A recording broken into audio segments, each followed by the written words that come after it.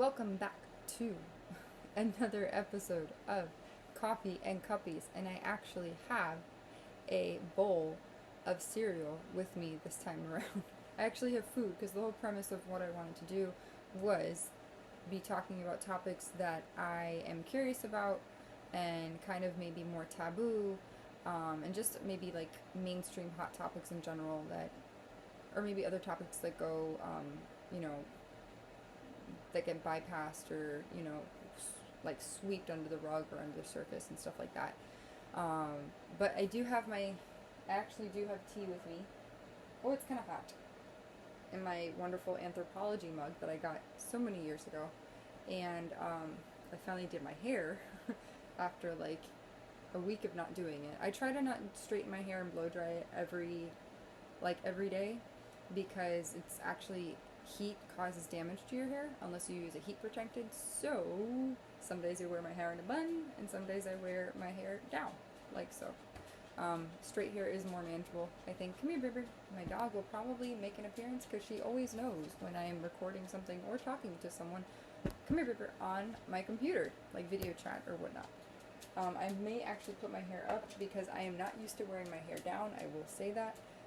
I prefer it more up, actually, away out of my face. Just many years of being a server and doing ballet will do that to you. And as I surmised, she is making an appearance. Right? Very apropos. If you do not watch my videos of my dog Bonnie, this is my dog Bonnie. She is a Labrador Retriever. She is 5 years old, allegedly, though I kind of wonder if she was older when I adopted her, because she has, if you look on her snout, she has like white on her snout. She is the light of my life. I love her to pieces, and it's like this. So I figured she would make an appearance. She's very silly, and I'm very happy she's doing better than she was before, because she was in pretty bad shape. I really honestly thought that was going to be the end for her. This was a few months, like 2 months ago or a month and a half ago.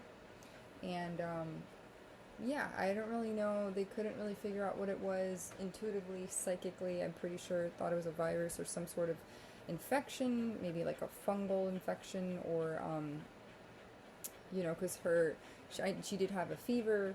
She did have, swelling, because I did work in healthcare, so I kind of understood, some ideas of like the cascade effect, like what happens in the immune response, when you get a virus or bacterial infection. If you know anything about medicine, little tidbit, if something is bacterial, that means it has to be treated with antibiotics. And if something is viral, antibiotics will be ineffective against a virus, and a virus will just have to take its course.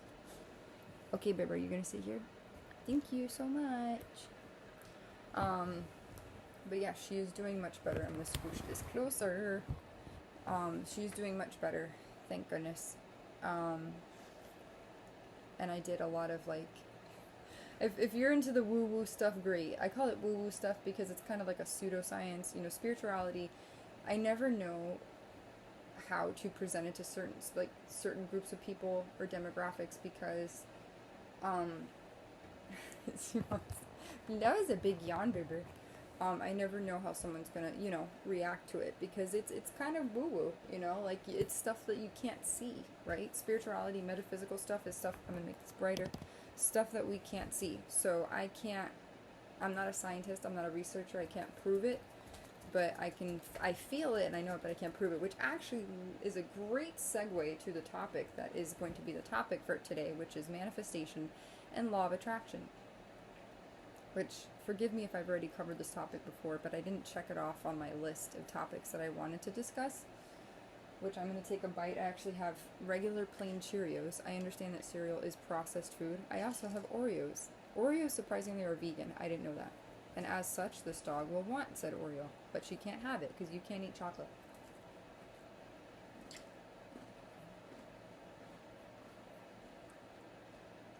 It should be noted, it's currently 7:40 a.m. Was it Friday? No, Thursday. My days are so jumbled up sometimes now that I'm like, I'm not, this dog, let me tell you, I am such a sucker for giving her food. I gave her bacon earlier today. I made her eggs because I'm out of her canned food. I need to buy her more canned food. Do you see how intent this, look at how intent this dog is. I'm not going to give her chocolate. Under no circumstances.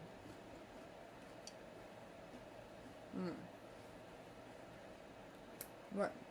You're not, I'll give her Cheerios. These are just plain Cheerios. This is my lucky bowl. Not lucky bowl, it's my favorite bowl. I forgot, I think I got it at Target. It's like floral, it's pink on the inside. I'm very much a girly girl, but here. Oh look, now she's sitting down. Okay. So let's begin. Where do I begin? This is such a broad topic. Like legit, I mean, you can get more like generalized and broad with it, or you can get super specific and get like biblical and I don't know. I forgot where I first heard about manifestation and law of attraction. It might have been on YouTube. It might have been through a book. I attribute much of my spiritual awakening to law of attraction, actually, and manifestation, because there's the key point, I think, in my life was I noticed growing up, I was very much, maybe my soul needed this, I don't know.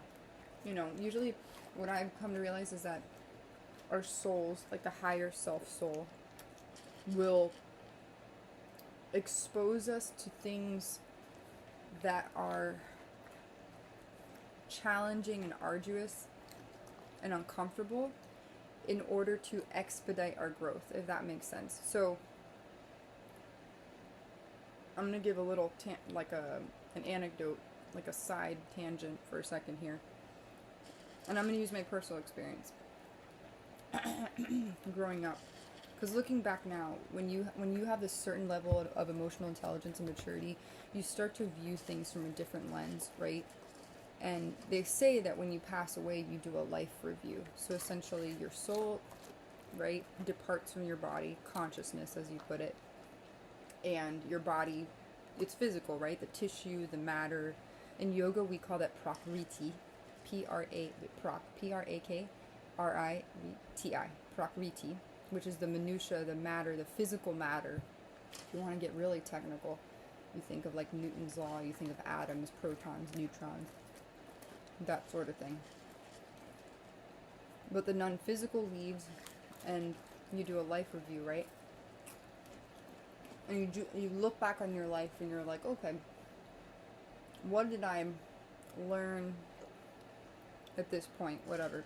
Because I do believe, this is the way I was raised, and family members and friends and spiritual teachers and mentors and yogis and whatnot, that Earth is like a school, right? When you think about it, we learn these lessons along the way.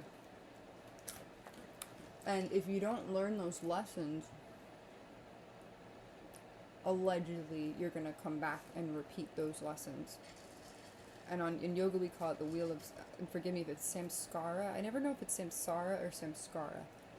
It's like the wheel of karma, right? So,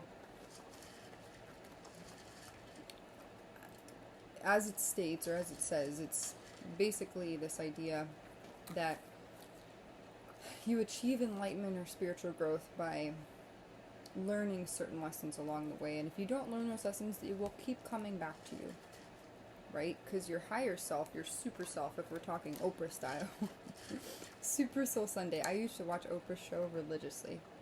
And my favorite episodes was when Maya Angelou was on. And she used to like sit. And I think, but don't quote me on it. I don't know if Michelle Obama was ever on her show. Maybe.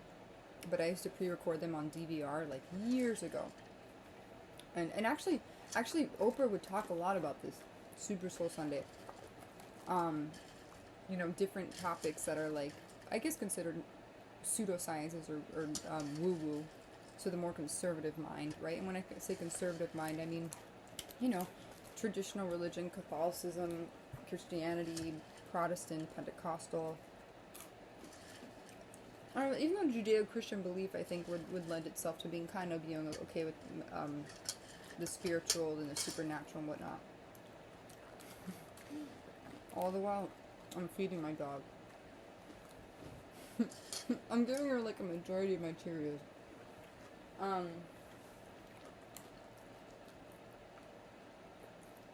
But if we're going back to the anecdote, or this idea of Earth as a school, and I apologize, I'm eating and talking at the same time, but that was the whole premise of coffee and cuppies. I was going to eat something and drink something while I was talking about it, so, you know, I wanted to make it casual and fun. So, this dog is so intent on eating Cheerios. I specifically chose not to get Honey Nut Cheerios because apparently the sugar is like, but mind you, I'm eating sugar here. Anyways. I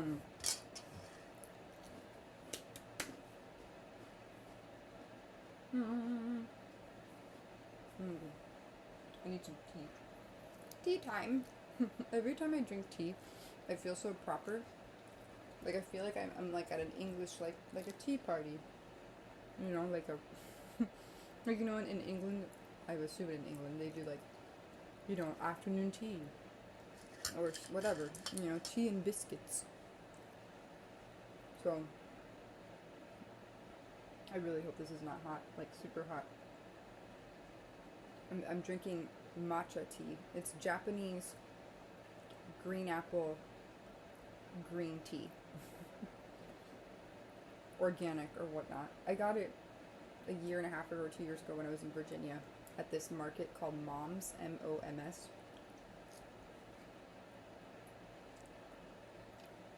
And I forgot the brand, but it's a really good brand. This brand, the one I'm drinking now, and traditional medicinals, those are like my top two. Puka is good too. P-U-K-K-A-H. I always know Puka because Puka is the name of the dog in the Anastasia movie, which is like one of my favorite movies ever. Even as a 33-year-old, I will watch Anastasia, like legit. I watched Anastasia, I don't know, twice or, oh, there's an ant on the wall. Oh shit. I'm sorry. And I may sneeze. I hope I don't sneeze. No, I'm okay. I felt it coming, it was lurking, and then it went back down. They say to never suppress your sneeze because it's unhealthy. I don't know why. Maybe it has something to do with like your nasal cavities. That bug is bothering me though, bro. It's legit like a little like, you know, it was a spider. Hold on, no, that's it. Hold on. 2 seconds. 2 seconds. Is it an ant? Oh, it's an ant. Bye-bye. Okay, there it goes. Bonnie's being so patient. You're so patient. You're so patient. It was a little carpenter ant. So, I've been seeing a lot of these little ants. I'm in a very old home. They renovated it, but it's an old Vermont home.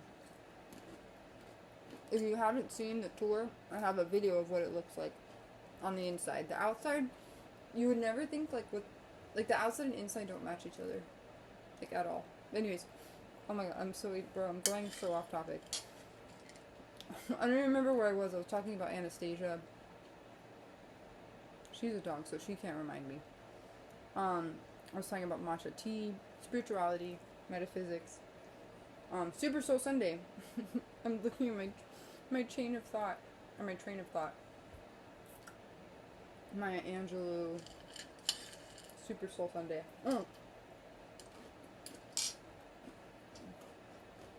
Anecdote. I was gonna say, Earth School. I had to bring myself back for a second.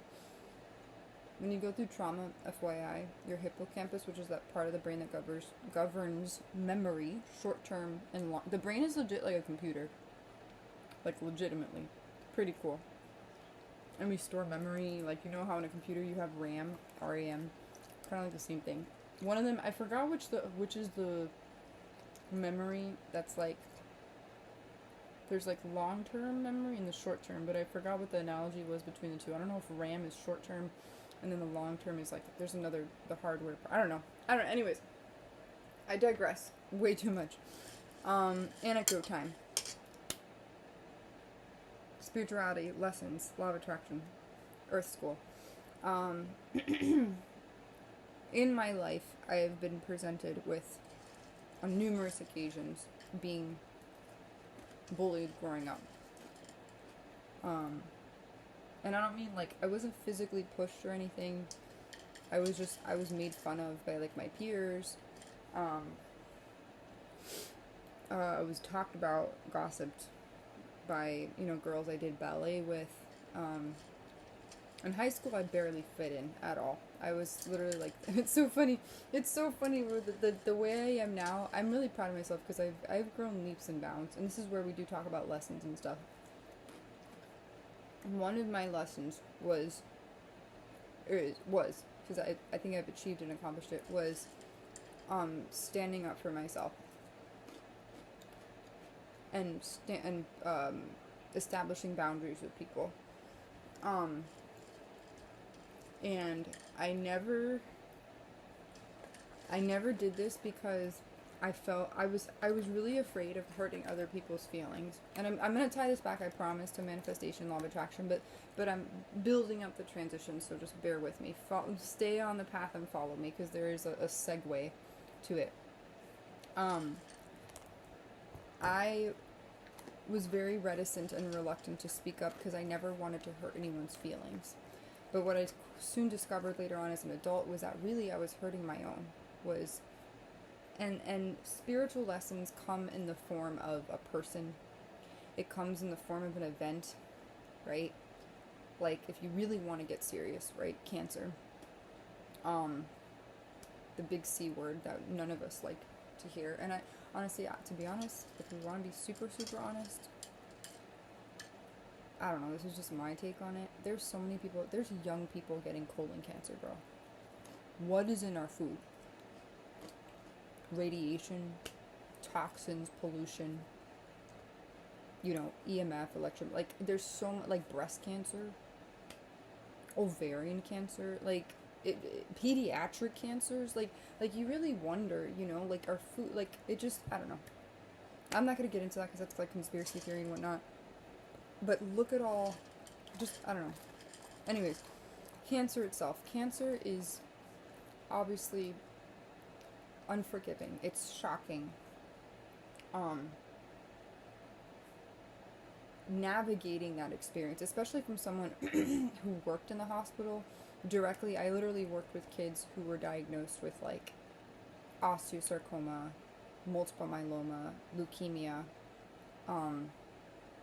There was another one, there's like Wilms tumors, retinoblastoma, astrocytoma, glioblastoma, Hodgkin's lymphoma. There's so many types of cancers. Ewing's, whatever, there's so many. And anyways, my point in saying this is that it's hard. Like when you get told that you have cancer, you're like, holy shit, right? What do I do? There's so many things that is it malignant? Is it benign? I mean, if you think from a clinical standpoint, if you've worked in the hospital, you know that there's like tumor markers, that there's like, like certain things that are secreted from, cancer cells. So it's a cascade of like all these different emotions and whatnot. But one of the things, and if we're jumping to like, let's say someone gets diagnosed and then you're like, okay, let's say someone's told they have terminal cancer, right?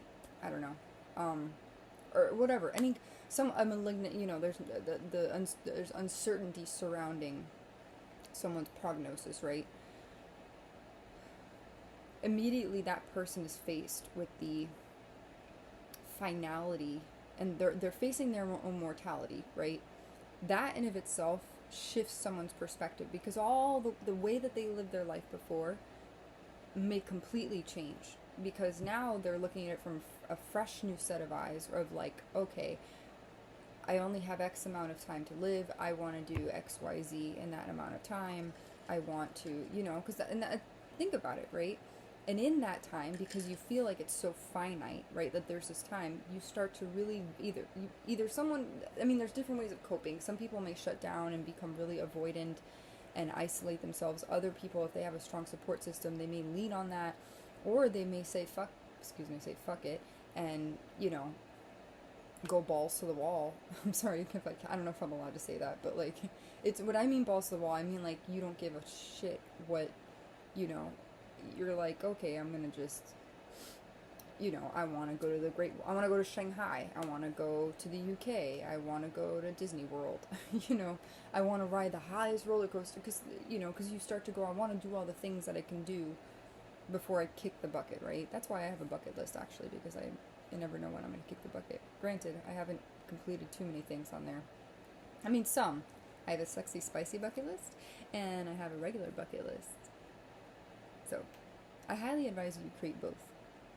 You don't have to be super hypersexual or whatever, or promiscuous to create it. When I say sexy, spicy bucket list, I mean, like, read a sexy, erotic book. Take a dance class, like a heels dance burlesque class, if you're a female, or a male, whatever. Go learn Tantra. Tantra is it's a style of yoga, but there's, you know, the Kama Sutra is aligned with Tantra, right? So, stuff like that. I don't mean something super, like, scandalous when I say sexy, spicy bucket list, just to clear that out of the way. It's anything that falls under the umbrella of intimacy and sexuality.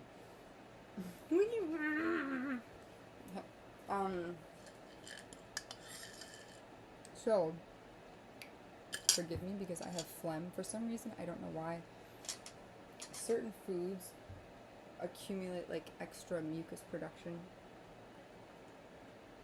It could be frustrating, especially when I try to clear my throat. Any hoosers.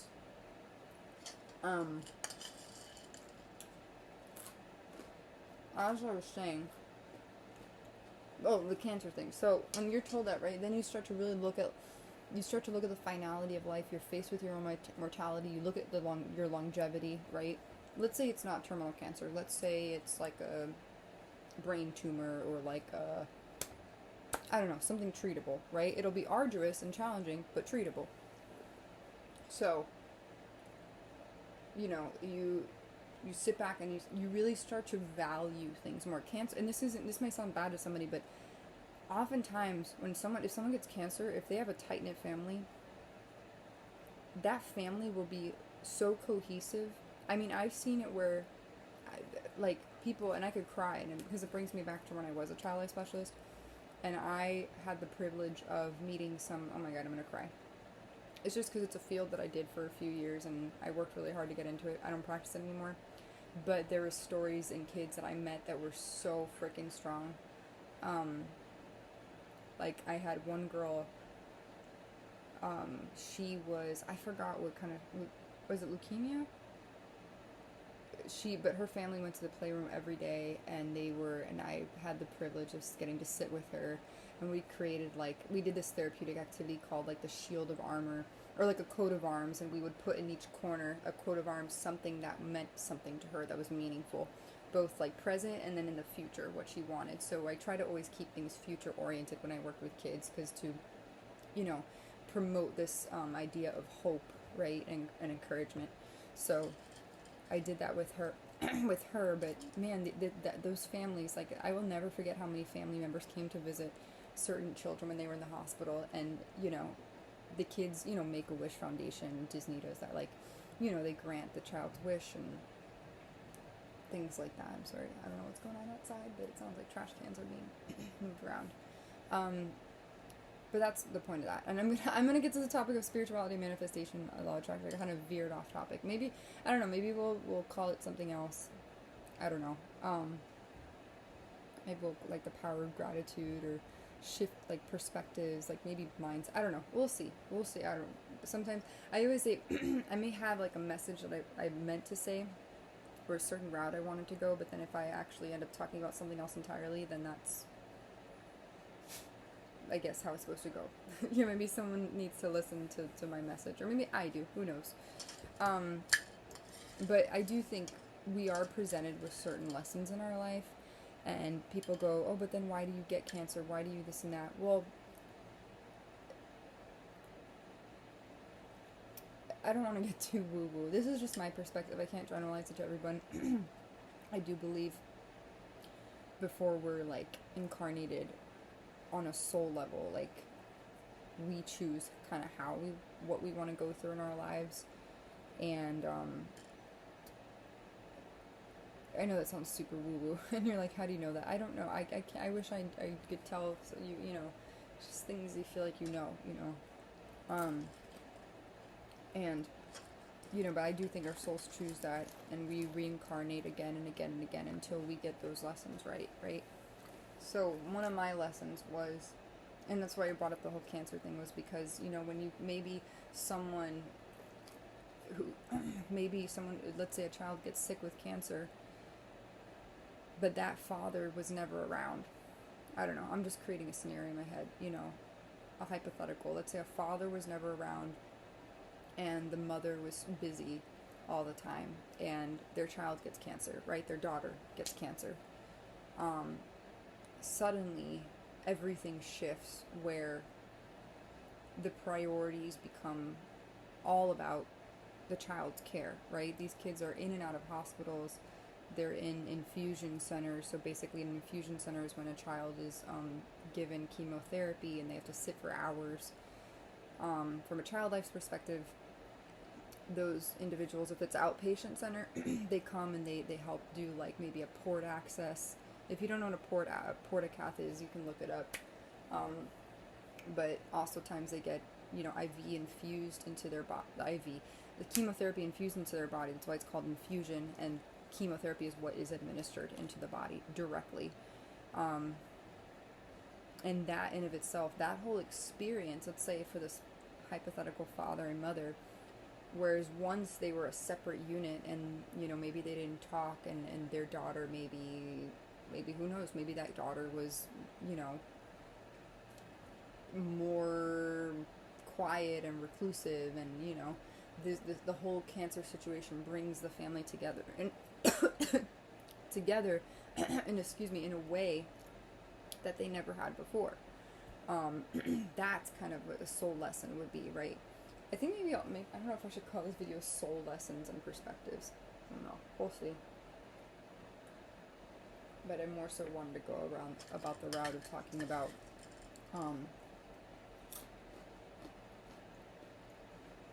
like law of attraction, manifestation and stuff.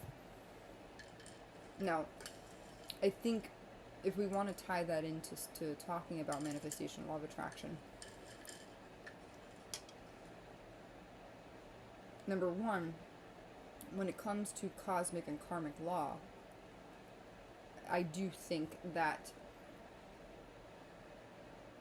the events that transpire or come to fruition in our life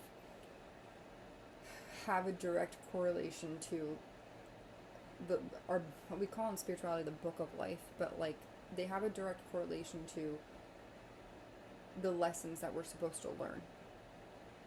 For example, i.e., meaning, for example, me, I was always a wallflower. I was really afraid to speak up about anything, like, at all.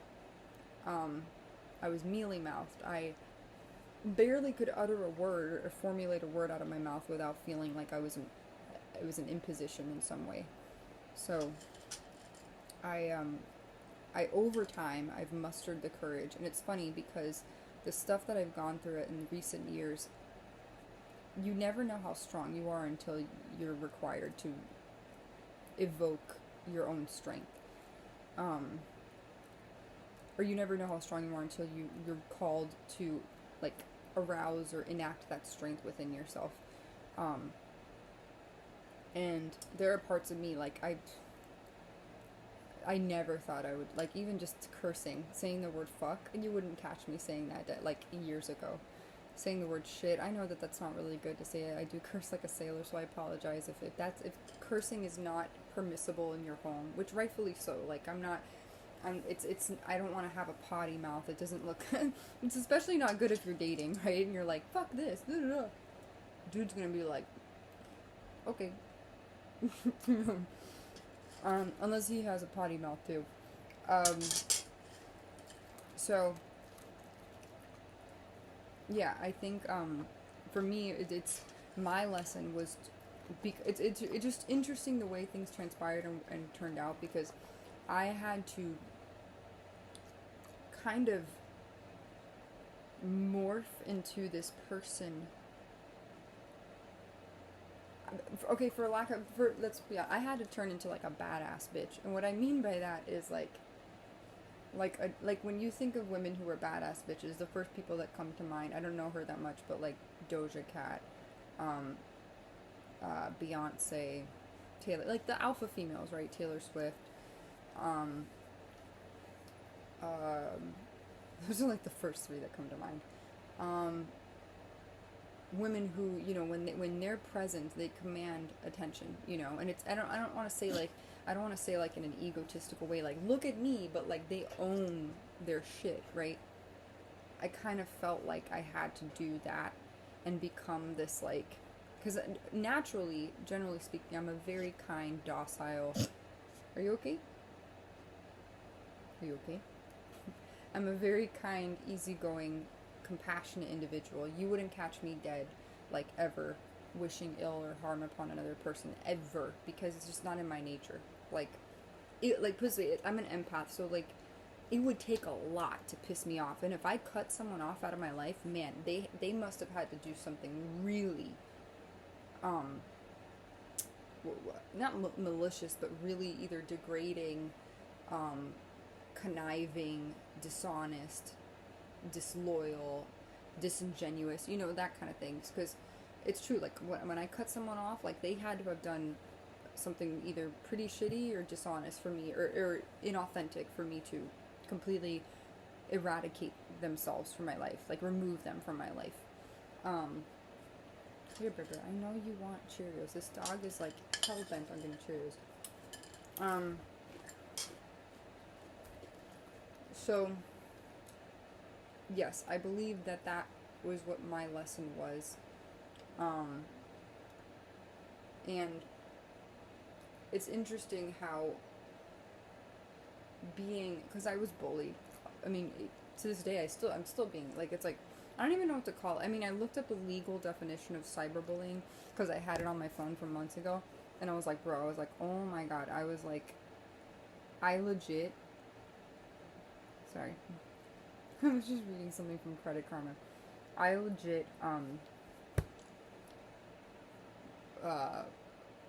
was like, for sure, 100% cyberbullied. And how do you prove that? I mean, I have screenshots of things that would come up. I think my story is pretty linear and comprehensible in the terms of, like, the sequence of events, or the sequential aspects of it, or the things that transpired, right?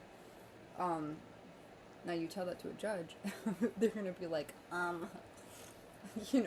like a screenshot's gonna do it, but like, I'm not gonna even there's some battles that are not worth fighting for, because you lose sleep, you lose your essence, your energy, and you give it to people who don't deserve it, But I have learned, though, that through that I have grown immensely and exponentially in a I would say, rather, it's a short amount of time. I mean, this all started when I was like in 2021, and it just escalated, and I really had to, like, I mean, I got angry, man. Like, you have to be very careful, because with people that are trolls or haters or bullies and stuff, you have to be really careful, because they will hit you where it hurts, and they will provoke you, like, literally. I'm not going to go into too much detail, but just things that would come up on my feed, and I was like, man, these people are just determined, Sometimes I feel sorry for them, because I'm like, man, you have X amount of hours in the day, and you're going to choose to hyper-focus on me, like, it's just, it baffles me, because I choose, when in my day, I don't choose, and trust me, like, I was really come up hard against, like, these people I think they wanted me in a casket. If not a casket, then like a prolonged slow death. That's but like a death of my spirit, the death of my energy, the death of my ambition, my soul, the essence, the totality of my being, everything about me. I think these, like, energy harvestings. If you don't know what that is, go look it up. Enlighten yourself. Energy siphoning Narcissists are really good at doing that, siphoning energy. It's like if someone doesn't, like, recently I've had that happen to me with an interaction with somebody who I felt really sorry for, because the guy said he had a drug addiction, and he said that he had a very weird fetish, and I'm not gonna go into details of how the context of the interaction. It was online, it was virtual, not in person, but through like a social networking site. But I learned I was overextending myself and overcompensating, and I had clearly specified, I was like, if it's not going to be anything related to XYZ of what the subject matter is of this specific website that I'm on, then I was like, I don't want to do it. And then he comes back the following day and he mentions about, oh, and I was like, that, like, he mentioned the same thing that he said that he would, and I'm like, no. I'm like, at this point, and the old me would have been continued.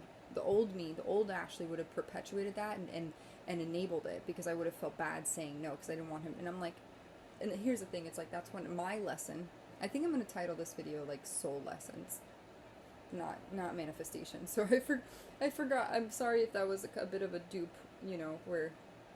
but this is the truth, here, this dog is so, she's like watching me with Cheerios so intently. I'm almost done with my Cheerios. And my tea.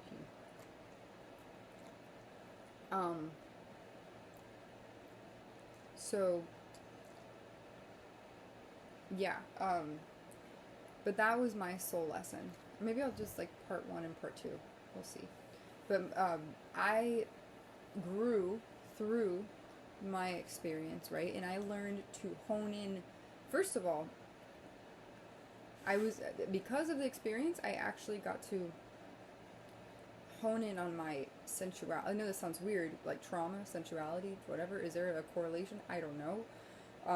Not to say about hypersexuality, but more so I was able to, because one of the things on my bucket list, because I literally legit thought I was going to die. I'm not kidding. I didn't want to be a virgin anymore, so I said, and if you haven't watched my sexuality videos, please go watch them, enlighten yourself. I give my perspective on intimacy and stuff. But I was like, hey, I don't want to be a virgin. I don't want to die not knowing what sex feels like. And it's so funny, once you do it, you're like, this is it. Unless it's like really good sex, then it's like, whoa, like, okay. But like, if it's like, after you do it, like, that's it, because there's like, when sex is really good, like, that's, I could see the intrigue, whatever. But when it's like mediocre at best, and it's just like, a thing goes in and out. There's much more to it, than that. But anyways, that's the reason, I was able to learn a lot about myself in that respect, and discover parts of me, like what you call, like, in spirituality, the divine feminine, the goddess feminine. I also, through my experience, I learned about the shadow side of ourselves, right? The dark feminine archetype, right? From the light feminine archetype. And I learned to balance those evenly, right? So that one side, it's like yin and yang, right? There's a balance, right? And I was able to learn how to balance that.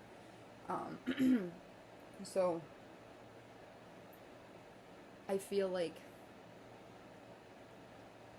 I said, I was able to grow a lot through my experience specifically. And, things that are hard, we look and go, oh, but then, like, recently someone said, oh, why does this happen then? If there's a God, then why does this happen? Like I said, I have my perspective on it. I like to think that, yes, we choose what we want to experience before we reincarnate. When I say incarnate, just to clarify so people understand what that means to manifest in physical form. My belief is we are spiritual, non-physical beings having a physical experience, meaning we are spiritual beings having a human experience. They've even done studies, I think that's the show I Survived Beyond and Back. They were able to, like, measure before someone was deceased, and then after, they saw, like, there's a slight difference in weight or something, and it was alleged or suspected that was the soul. And I honestly, like, and this sounds bad, but I've always been present when family members or pets have passed. Like, I was literally, like, I felt like I was there to help them transition. Like, I remember my aunt, when she was in the ICU, I'll never forget, like, I held her hand, and she was on life support, and they removed the life support, and I'm not sorry if I cry, but she was an aunt that was really near and dear to my heart. And it's so weird. Every single time I talk about family, it's like the one, I can be super strong about anything, but because I was really close to my family, and now we're not. But this woman she was a really cool lady. She was part of a three sister clan. They were called the Poe sisters, and they were like inseparable, and they each had different personalities. And her name was Connie White. My last name is not White, but her name was Connie White, and she was such a smart lady. Like, she loved Jeopardy. She loved like trivia games and word puzzles and math problems and stuff like that. And I would always go to her for like help with math and stuff like that, and science actually, and English too. I remember spelling and English and grammar. And I think she loved to dance. This was like she grew up like it was the 1940s and stuff like that, and she loved to dance. Like, I forgot if it was like the Lindy Hop or Jive, whatever, but the West Coast Swing, that kind of stuff. But anyways, she was in the ICU, and I was there when she held my hand and they took her off life support, and I'll never forget. It was like, how to explain it? Like a jolt of electricity that came through my body. That's the best way I can explain it.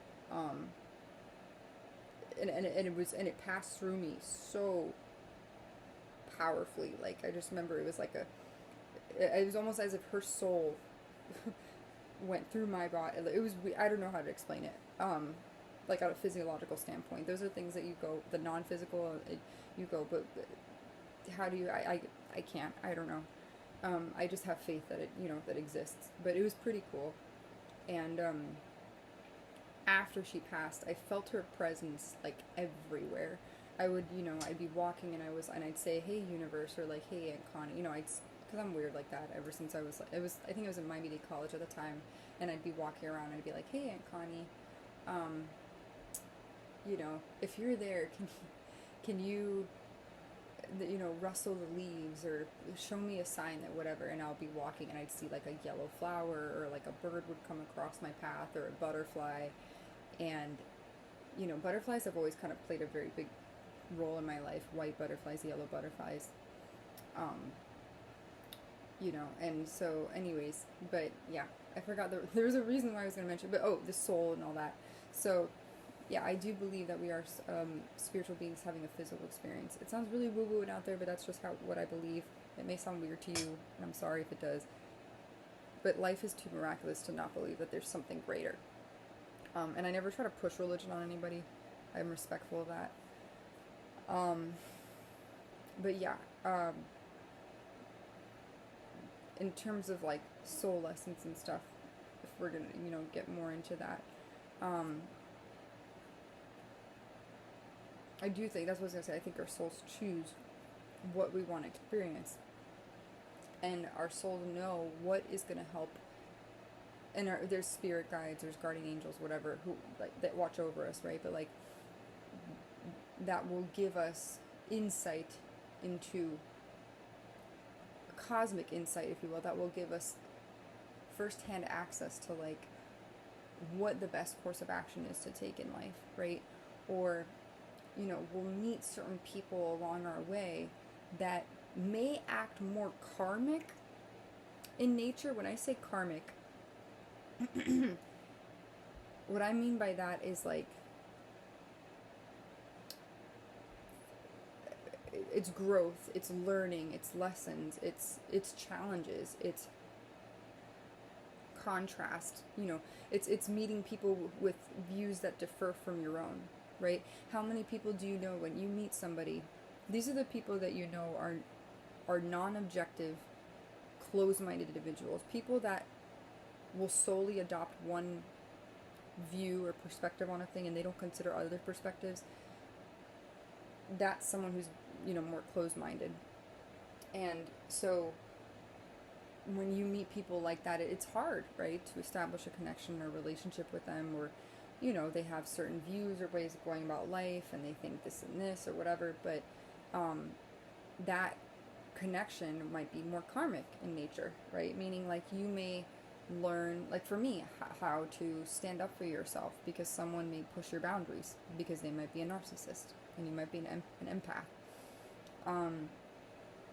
And that's okay. I think everyone, I mean, where it becomes toxic and dangerous is when someone is, you know, abusive, right? Like verbally abusive, physically abusive towards somebody. That's when it becomes, but usually, more often than not,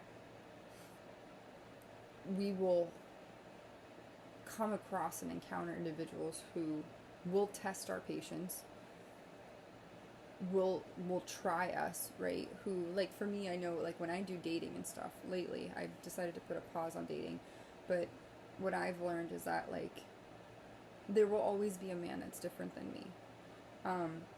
And also, you don't want, in terms of normalities, right, or commonalities, you want someone who's different than you, but sometimes there's men who I've come across that are in stark contrast and in views to me and what I believe.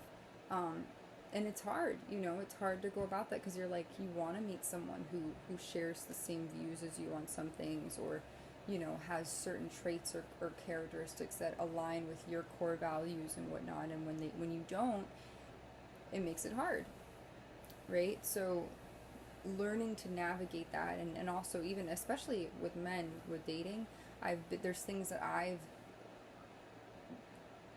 don't agree with, or like that I've been exposed to by certain individuals, that I've had to go, hey, is this permissible for me? Is this acceptable? Is this something that I feel comfortable with? And I usually use my emotional guidance system. I call my emotional GPS internally, where I'm like, does this make me feel good, or am I unsettled by this? And that's how I know something's good for me. If I feel good when I think about it, and I'm like, yeah, I'm positive, I'm like, yes, it's a go, then I'm like, yes, I go towards it. If it's something where I feel kind of iffy, I used to say, whenever in doubt, don't do. Meaning, like, if I ever doubt something or I'm second guessing it, that's usually a sign to telling yourself don't do it, right? Because if you're absolutely 100% sure about something, it's usually like, it's an affirmative, like, yes, right? Versus like, oh, I'm kind of doubtful, I'm reluctant and apprehensive. You're like, no. So in terms of life with different people I've met, I've really, you know, and I've met, like, in the past, oh my God, in the past 3 or 4 years, like, the amount of individuals that I've met that are in stark contrast to me. What are you doing, baby? As a person? What, baby? I don't know what she's looking at. I don't know what she's looking. Is there something in your eye? I'm just trying to see. What? Is there something in your eye, baby? I'm sorry, I'm trying to get something out of my dog's eye. I can't tell. Oh, yeah. I'm sorry. My dog has a hair. Did I get it? I think I got it. There was like a little hair stuck in her eye. I'm sorry, I paused. I'm back. I just did. She was looking around the room like, what's going on? But yeah, I think, you know, we will meet people who I think reflect parts of ourselves that need fine-tuning and tweaking, right? So for example, let's say someone is short-tempered, right? And that is their vice, that is their problem, right? And they meet someone who's a yogi, who's patient, right? And kind, or whatever. Like, for example, I think a good example of this was a boss that I had. My very first boss, actually, and this was in Coral Gables, Florida. He was from Brooklyn, New York, and he was like, oh my God, this guy. He was not a tyrant, but like, he ran a tight ship, but man, he was not, his tone of voice, the way he came off, his demeanor, it was very demanding. It was very just like blunt and terse, and like almost just like lacking compassion, right? And for me, I was very like, you know, like, so interacting with him was hard because I cried once, like, when he told me, because he would insult me a lot. And the way that I was doing, like, when things got really busy at the restaurant, he started to get really nervous, and this nervousness he would express it outwardly or overtly by like insulting people and getting really heated and like pushing and putting pressure on people to get stuff done. And, you know, with me, I tried my best, and I very much someone, I don't like confrontation, so I kind of bottled it up, and I would just try to, and I became very almost like a perfectionist and neurotic because I didn't want any room for error, because he ran such a tight ship that I did not want to mess up at all. So I was like hyper fixated and focused on not messing up. So, but anyways, he, eventually it got to the point, it's almost like when you're boiling a pot and the pot starts to boil so much that it overflows. It got to the point where he yelled at me. He called, said, "What are you, stupid?" He said, "Are you stupid, Ashley? Come on." And I was like, and it really hurt me. And I turned my back to him, and I was at the cappuccino machine, making cappuccinos. And I'll never forget that. And I wanted to make him so proud as a server, because I was really the only server for him. And I put a lot of pressure on myself to do things the right way. And mind you, I know from working under his direction and supervision, I became a great server. Like, there was no choice. I had to manage like 8 to 9 tables, because he would separate them and make them into 2 tops. And I was running a whole restaurant, by myself, almost 10 tables tops, on a busy lunch hour in Miami, Florida, bro. Like, but it was pretty hectic, and I'll never forget, but my point in Soul Lessons is saying is that I was more of a soft character, and he was more of like a hard, bold, loud, brazen Italian American, he grew up in Campania, Sicily? Campania, Sicily, and then they moved. He literally put it this way, this is the type of person he was. His father taught him at 10 years old to slaughter the throat of a ram. And he says, you're going to need to know how to do this, because they like ran a farm or something. And anyways, but yeah, my point in saying that is that you're going to meet people who differ from yourself, right? And you can either honor, if you're a yogi, you say namaste and you say, I honor the space in which you reside. Or you can, there's people who aren't yogis, and they need to learn respect, right? I go on social media, like doing YouTube and doing Flip and other things. I've learned that you are opening yourself up for scrutiny. I've had to deal with, when I post videos of Bonnie, like a troll saying, one guy literally said, "Oh, you don't know how to rub your dog's belly?" And I kindly said, "Hey, watch my other videos. You take the high road. When people go low, you go high." I took the high road, and I said, go watch my other videos. There are plenty of other... I could have come back to him and be like, you ignorant, arrogant, asshole, fucktard. Piece of shit loser, son of a bitch. Hijo de puta. But I didn't say that. I just, some people I do give a drawn out soliloquy just to... just to annoy them. Just to, give them a good laugh. But, haters will hate. And that's, but the beauty of life is that we all are different. We all are different shades. We have different personalities. And I think that diversity makes us... I mean, why would you want to live in a world where everything is the same? Right? Why? Like this, so it's... In terms of soul lessons and things like that, they come in the form of people. They come in the form of circumstances, situations, and events. And not just say, like, I can't look back and be like, oh my God, I'm so... Like, if I would never... Everything that I've been through, I would never want to repeat that ever again in my life, and I don't wish it upon anybody. Because it was the most... And it's not over. It's the most harrowing situation of my life. I basically am in so much... I don't like to say debt. I say balances. And I'm basically in bikini bottom. And when I tell you I had my life savings... my retirement, like, I think it's retirement, like 401k, whatever, like, everything. I'm talking everything. Like, I can basically, almost if I want to declare bankruptcy, it's that bad. But I keep my head held high, and I focus on the future, and I say, this is temporary, and this will pass, and I keep a positive attitude, and I ask God to, watch over me, and help guide me, and my spirit, in that sense, and I heed that. And sometimes things have to fall apart to come together. And there's I have my little quote over there, my little thing. It's from a company called Natural Life. And it says, not all storms are meant to disrupt your path. Some are meant to clear them. And it's true, right? So the things that you might think that you look as tragedies or adversities, what if you switched your perspective and you're like, okay, that's a lesson.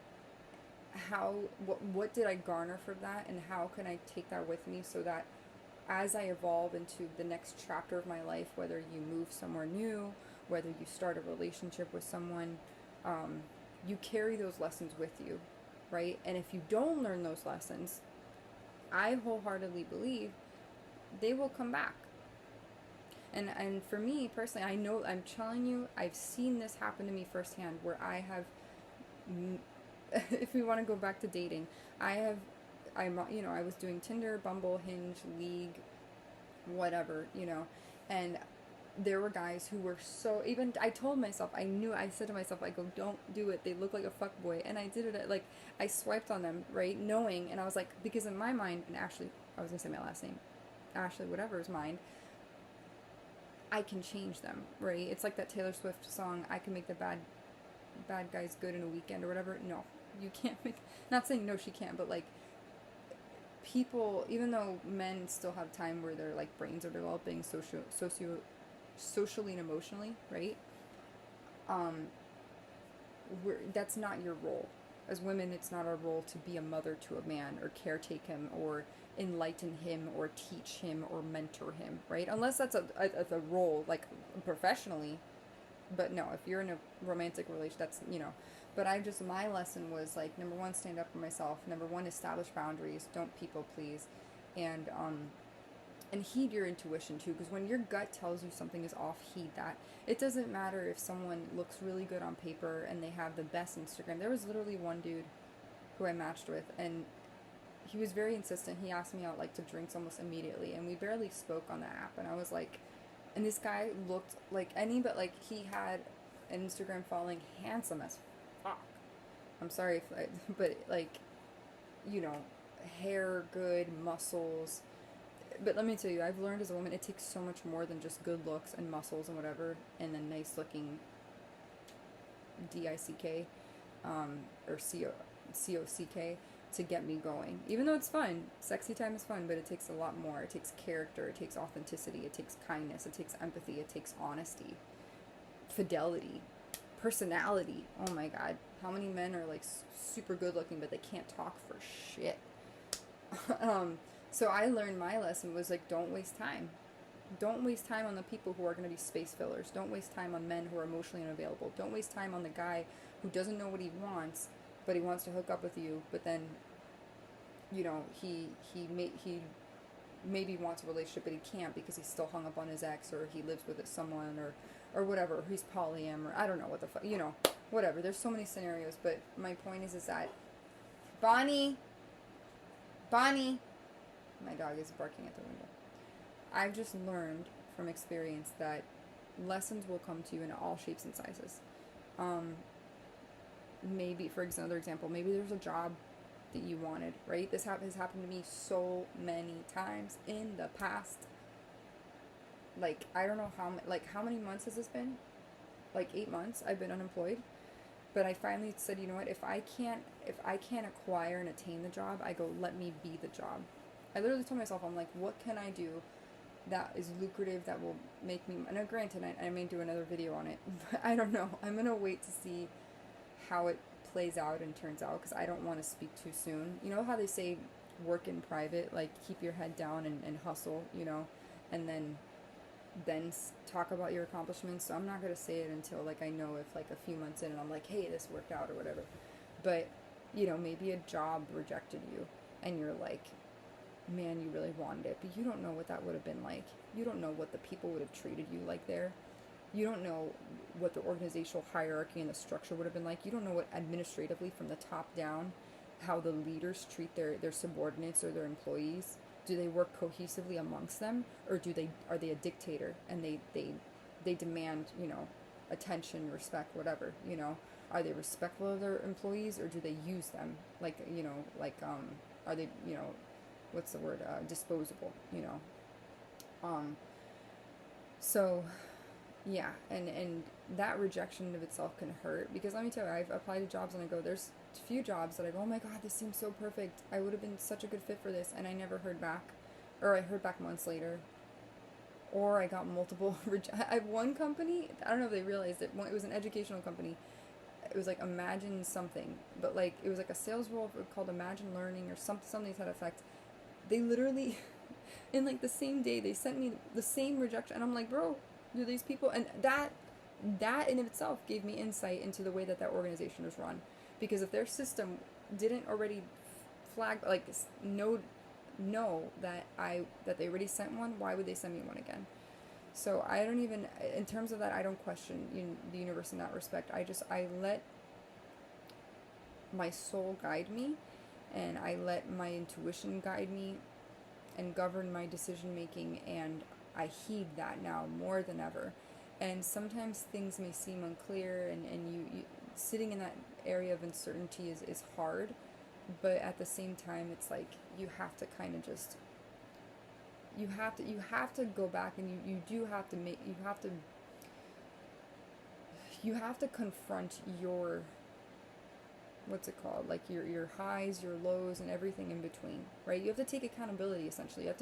You have to have self-awareness and take a step back and look at your life and be like, well, how can I improve? Because that's like the first step to change, is self-awareness and taking responsibility for your own actions. How many people don't take responsibility or accountability is numerous.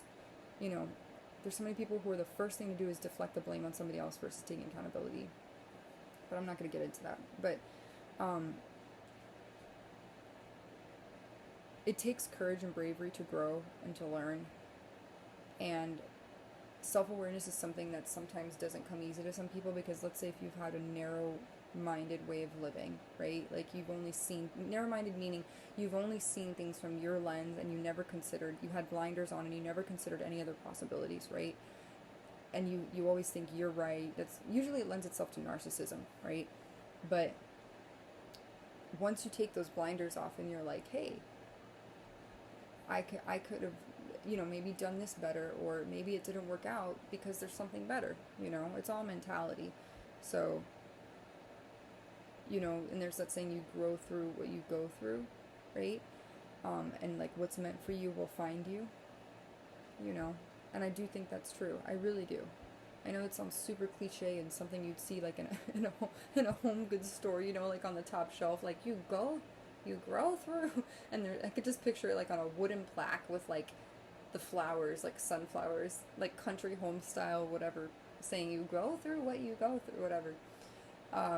There's some things, I love home goods, but there's some things I'm like, bro, they're so played out. Like, live, laugh, love. I love all those things. I love to live, I love to laugh, and I love love.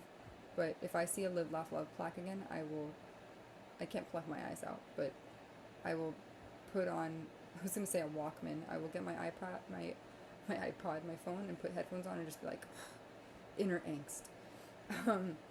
But yeah, I think, and dealing, I will say, dealing with your own demons, right? That's another one. Oh my God, lessons come in the form of addictions.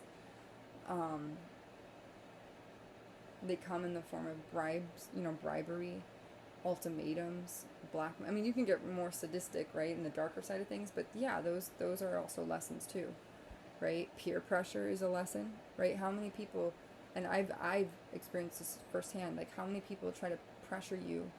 Like, I remember when I was in my restaurant job, I had one guy who told me, he's like, this was when I was like 26 or 27, he's like, oh, you need to make a Tinder. He's like, you'd get so many hits, and I was like, at that time, I wasn't ready for it, and I said, no, I don't want to make a Tinder. I'm not interested in that. So I never did. And, when it came time and I was 32 or whatever, I finally did. I took the plunge, and I was ready at that time. Still, though, sometimes Tinder, I'm not kidding when I say I am so afraid to go on Tinder. I don't even, it's, oh my God, the cast of characters. It's either pictures of men holding fish, or the other ones, and I'm not like anti-hunting, but bro, like, some of these men, bro, like, blood hanging down the mouth, like, as their main picture, blood hanging down from the deer with its throat slit, with a tongue, like, I'm not kidding when I say this, and the guy holding the antlers, and I'm like, do I really want to see a dead animal on your, no. Or like the guys that are getting high smoking weed, and they're like, yeah, bro. Or what about the guys who are shooting birds, like middle fingers? To this day, I don't understand that. I've tried to report these men because, and yes, I was a Karen in that respect. I wholeheartedly was a Karen, and I have reported men who have, because I'm like, that's obscene. Like, I don't want to see a man who's flicking me off. But look, that's my lesson. That was my lesson, to say, hey, know your place, move on, just swipe left. You're not his mother, you're not his daughter, you're not whatever, his counselor, just move on. But yeah, so, you know, lessons can come in all shapes and sizes, and it's up to us, you know, that you start to learn, I think, from a pattern. Like, if you see the things, certain things transpiring in your life, like, for example, perfect example for me, I was applying to jobs, right, and I go, why am I not getting these jobs? They weren't the right fit for me. I wasn't the right fit for them. I didn't have maybe the qualifications or skills, even though I thought maybe there was some overlap, like sales or, you know, phone outreach, cold calling, whatever, but I wasn't the right fit. Or maybe if it's AI generated or monitored, then it's a little bit harder, because when you're screened for a job, they run your resume through, like, I think a machine that finds, you know, or not a machine, just like software now that basically says, okay, she has this experience, whatever, and the keywords and whatnot. But anyways, my point is that I was not right for those jobs. And so my lesson was, okay, I'm obviously not getting called back for these things. And I took rejection pretty well, I will say. When I get rejected from something, I will say that, like, I don't know, I'm pretty tenacious, so it kind of lights a fire under my butt, and I kind of am like, okay, you're rejecting me, watch me. Like, it's almost like, you know, like in Elle Woods, like in the Legally Blonde, where they're like, you know, she's like, she goes to the party, and like, she's dressed as a Playboy bunny, and then the guy that she basically went to go to law school for, Warner, the guy that she thought was going to propose to her but didn't, you know, she goes to law school just to, like, get him back. And then, you know, she shows up at the party, and he's like, yeah, but you're not smart enough. She's like, and then she finally, the light bulb hits, she's like, I'm never going to be good enough for you, am I? Right? And then so he's like, because he was a dick, right? A self-absorbed prick, as you call it. And so she's like, so she says, I'll show you how valuable Elle Woods can be. And then that's when they do the whole montage. I forgot the song that plays in the background, but I love it. And then there's, like, the guy, the lawyer behind her, who's like, you know, she's in line buying the Mac computer, which I so want. Oh my god, I have a MacBook Air, but I so want that computer that's, like, pastel. Like, I need to put this on my vision board, but I want, like, the pastel computer. I can't afford it right now, and I'm so tempted. I'm so tempted to buy this computer, but I'm like, ugh. So anyways, I digress. But in that scene, she says, I'll show you how valuable I can be. And she goes to the computer, and she puts her head in the books, and she ends up, you know, getting on Callahan, the lawyer's, you know, roster of, like, I don't know if it's like student interns or whatever. And they work on a case with Brooke Wyndham, and, you know, who's being, she was acquitted eventually. If you haven't seen Legally Blonde, go watch it. But basically, this woman was accused of, I don't know if it's murder or something, with a housekeeper, and then they end up figuring out that the guy who accused her of doing it was actually the one who did it, I think. If I'm not mistaken. He was, like, gay or whatever. I don't know. Anyways, it's a good movie, but she ends up, like, becoming a lawyer, like, and taken seriously, right? She's not, like, they're not playing around. They're like, oh, damn, this woman is serious. And then she ends up falling in love. But my point is that her lesson was she needed to stop trying to be somebody else that everyone else wanted, and start, you know, and be the, you know, and be liked, right? And started to really focus, like, in on herself. And, you know, and it's a good movie. But anyways, that's, you know, kind of, Bonnie, my dog is out. Bonnie, I just hear her, like, I know she's up. Come here, River. Excuse me. Her tail's wagging. Oh, she's up to no good right now. She's barked. I don't know what she's doing. I know she's at the window. I'm going to end it here. But soul lessons, they're hard. And I know I was going to talk about manifestation, law of attraction, but, you know, maybe this will be the part A, and then part B will be the next one. Because I do think that they are linked together, because, you know, if you want to manifest change in your life, you have to kind of shift your perspective, shift your thinking, have much self-awareness, take accountability and responsibility for your life, and then figure out the steps, like what's necessary to achieve that goal, whatever it is. Like, let's say you want better communication in your relationships. Let's say you want to attract better people in your life. Sometimes I will say, because I go, what am I doing wrong? Why am I attracting these people? Usually it's because there's inner healing work that needs to be done within yourself, right? So, yeah. Especially in dating and stuff, you can pick and choose who you want to gravitate towards. So, and once you've done that inner healing work, you're like, nope, yes to this person, no to that one. It becomes, discernment becomes 10 times easier. But let's say there's something that you want to see come to fruition, like you want to, like one thing that I want to do, and I don't know how the heck I'm going to do it because I do have a lot of credit card debt right now, or balances, and Lord knows I can't charge $3,000 for and I would love to become a medical assistant. Like I was going to go, I had gotten originally into OT school in Florida, and I had to leave that, and I declined that offer from a wonderful school called FIU. It's my alma mater for my undergrad, and I had to forego that because of all the other stuff that happened that was really tragic and unforeseen and unfortunate. So, you know, I love medicine, and even if I don't actually follow that path, like usually it's like you become a medical assistant, you go to PA school, whatever. I don't really plan on going to PA school. It costs a lot of money, and I don't know chemistry for shit, even though on my bucket list, I want to try to challenge myself to do a whole chemistry course in its entirety because I hate math, and it scared me. I never forget a little fun note, like when I went to chemistry class at Miami-Dade College, I was in the lab.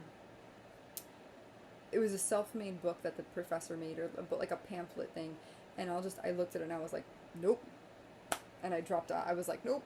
I was like, out. I saw the Bunsen burner. I was like, oh, I get what this is, and whatever. But then the little packet and the chemical equations, I'm like, boop. I'm like, no way. And it's funny because in actual PA school, like I asked when I worked with PAs, they actually, like in hospitals, they're like, you don't use anything at all with like like organic chemistry. Nothing. They just do that to see if you're smart, and they weed out all the people that aren't like serious about it.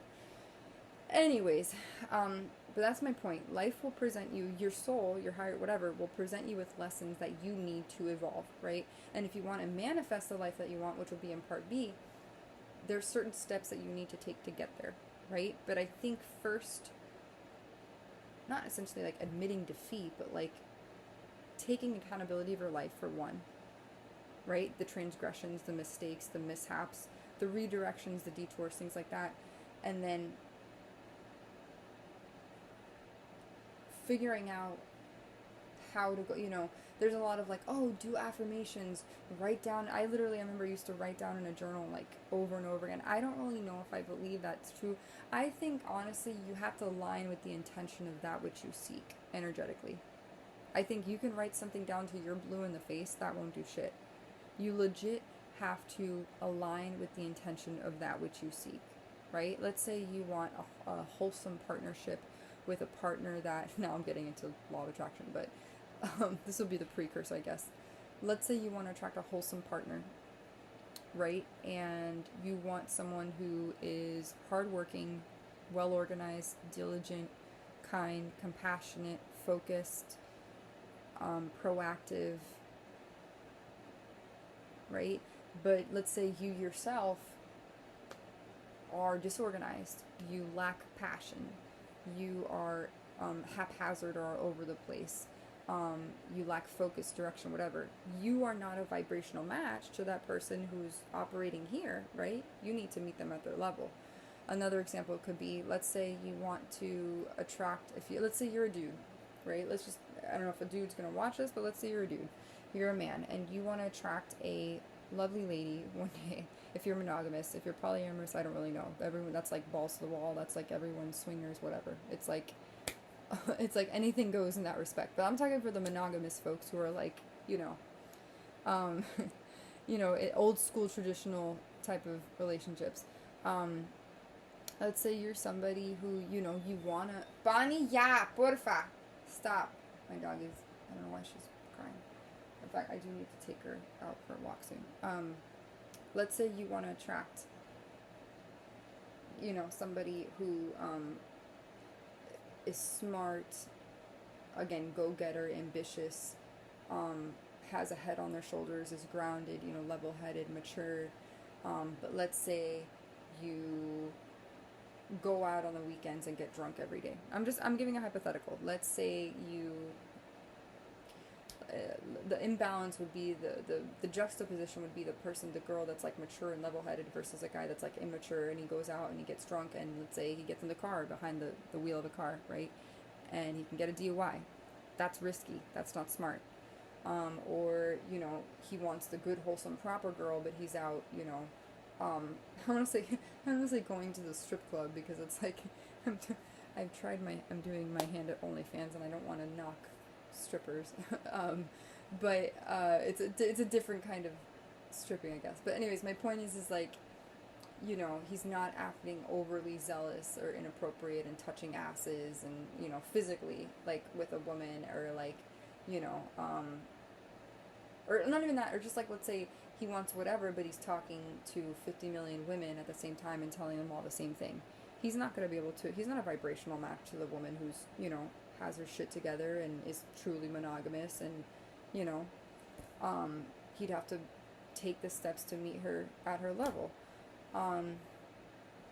That's kind of, you know, when you talk about manifestation and stuff. So what, in that case, what would that guy have to do? He would have to completely rearrange his life to the sense where he would have to, one, get rid of the people, the sources of either negativity or poor influence in his life, right?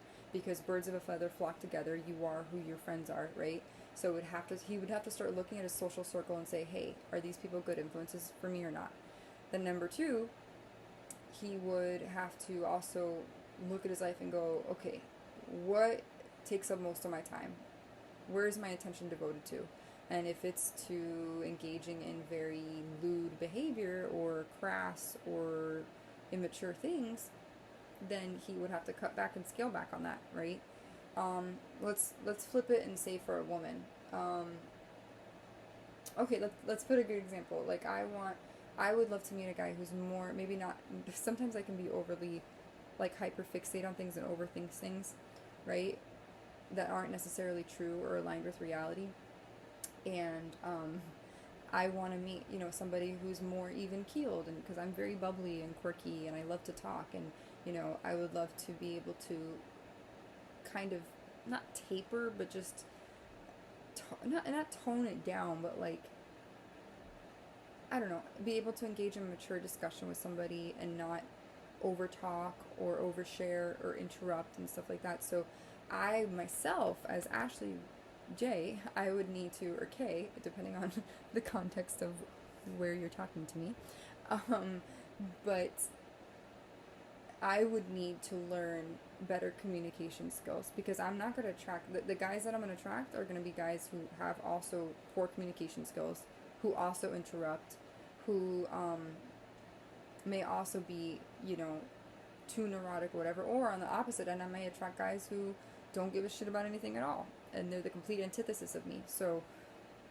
I think it really depends on, like, you know, it just, you want to be, the point is, the main point, and then I'm going to stop it there, is that you want to be a vibrational match to that which you attract. What I mean by vibrational match, I think we all carry vibes, and we vibrate a certain essence and being, right, and personality. And that's why you say people, when they say good vibes only, because vibrations are almost like the energetic field or aura, or the energy, right, that you give off and exude. And what is energy? It's your consciousness. It's your thoughts, the way you carry yourself, right?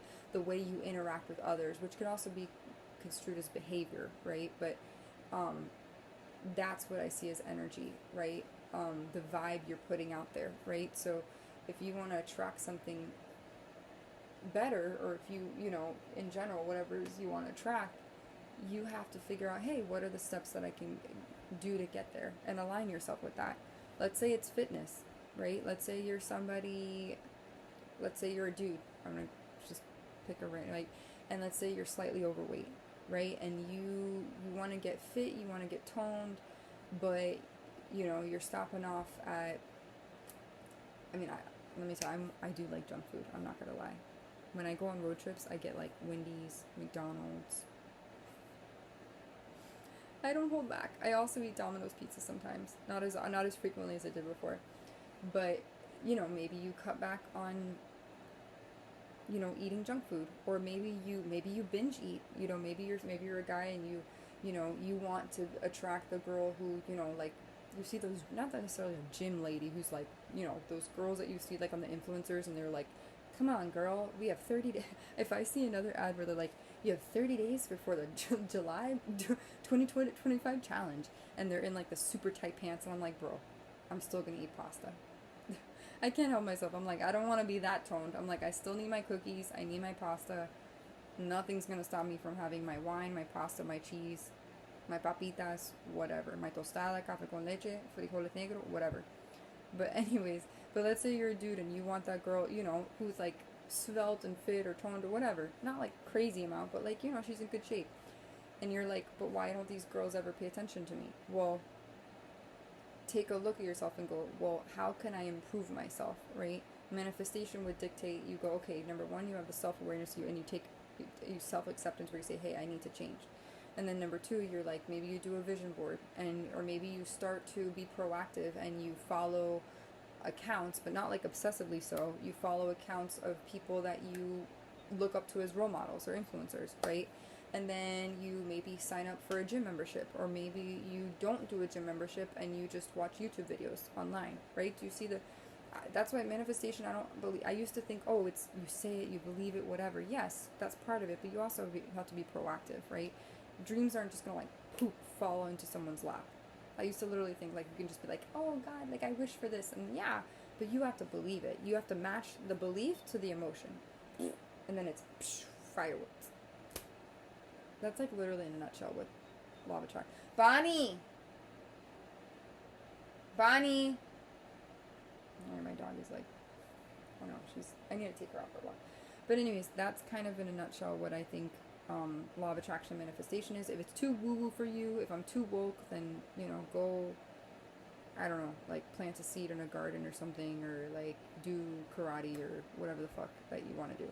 And please don't judge me, you know, like I consider myself spiritual, but I consider myself very like nonchalant spiritual. Like I don't have like, I used to have incense. I don't have those anymore.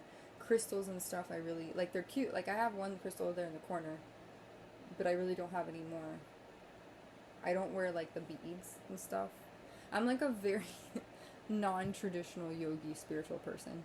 And yes, I do have tattoos, and you could say, oh, that's like a yogi thing to have tattoos. Not necessarily. These have nothing to do with yoga. This says love always wins. This is a cross because I, you know, to representative of my faith. This says fearless, and this is a heart. So, yes. But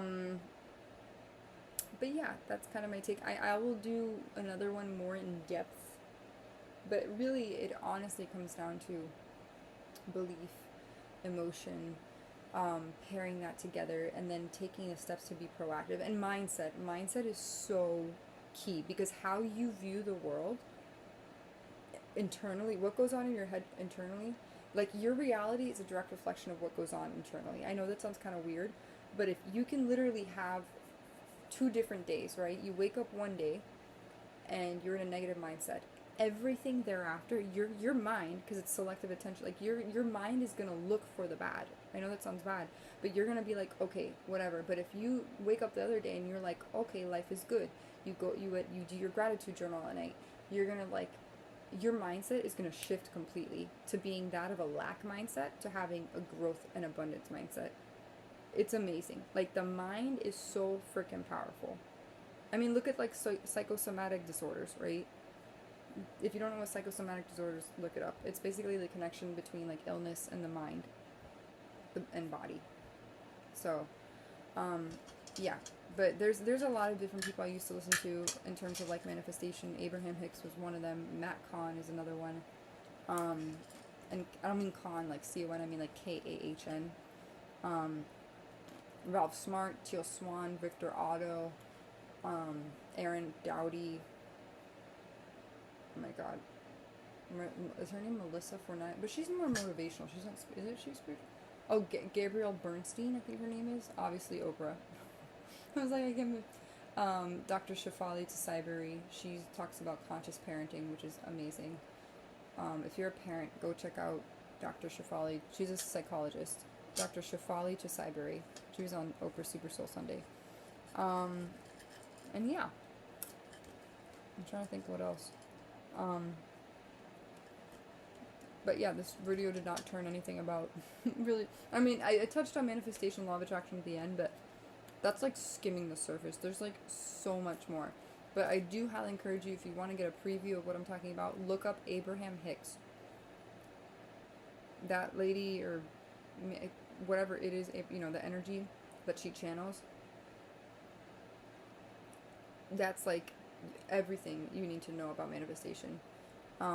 It's pretty amazing, and it's really cool to watch.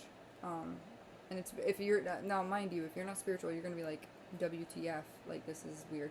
You know, it's, if you don't know what Bashar is, you know, look up Bashar. But it's essentially, these are humans who can get in touch with, I don't want to say extraterrestrial, but cosmic forces and beings.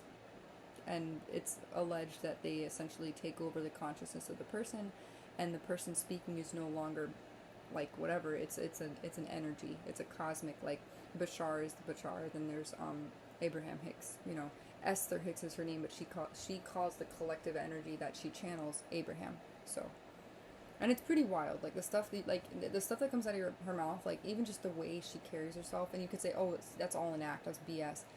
I don't know. Like, it's pretty cool. So I highly recommend go check that out for yourself. And also another, kind of related, but he's more of like a dating coach, but like his perspective, I think, helped me out immensely. His name's Matthew Hussey, and I watched him like religiously growing up. I read his book called Get the Guy. Mind you, I can't say, I was like, I haven't gotten the guy, and I've kind of turned it where I don't really want to get a guy. You know, I'm not out to like, like, I'm not here to capture a man. Like Hungry Hippo, you know, like the board game where they have the hippos and you're like, and the hippos get all the little white balls. It's not like that. More like attract the guy. You know, there's one thing, like Kendall Jenner says, I don't chase, I attract. I wrote that down on my phone. I was like, for sure. You never want to chase, ever. You want to be, you want to take the path of least resistance. You want to, that's definitely manifestation. So, you know, offering a very laissez-faire attitude. And the reason why I'm going like this is because when energy flows, there's no stagnation, and it's like when you think of music, staccato, when you say the word staccato, it's not like there's like energy's flowing, right? And there's no stagnation, there's no resistance. And the more you hyper focus on something, the more resistance you're creating toward that thought and belief. So I'm talking about manifestation. So I don't know, maybe I should continue, which I didn't expect to. I was going to stop the video altogether, but now here we are. But that goes along with law of attraction, because you are not energetically and cognitively, mentally, you're not focused on the outcome, right, of how something turns out. You're just like, what I like to say is, and what's helped me a lot cope with different things like adversity and challenges and rejection or whatever, is I say, hope for the best, prepare for the worst. Meaning, you want the best outcome possible, but you're not hyper-focused. You're prepared for the negative outcome. So you're not going to be, because this happens a lot, I think, when people apply for jobs, when it goes through relationships and stuff, we're automatically like, and every woman, if they say that they don't do this, then they're lying. But when you go on a first date with someone, you're automatically like, after you get to know them, you're like thinking, you're like, I wonder what life would be like. You know, I mean, if any woman says that, then they're lying. Like, you start to envision, you're like, I wonder what this guy would be like if I dated him, like, for real, like, you know, long term, whatever, like, you know. So you have a little like snapshot, the highlight movie reel going on in your head. That's what happens with me. But what I've learned is like to take it a step back and tone it down. And I'm like, law of attraction would dictate. You're like,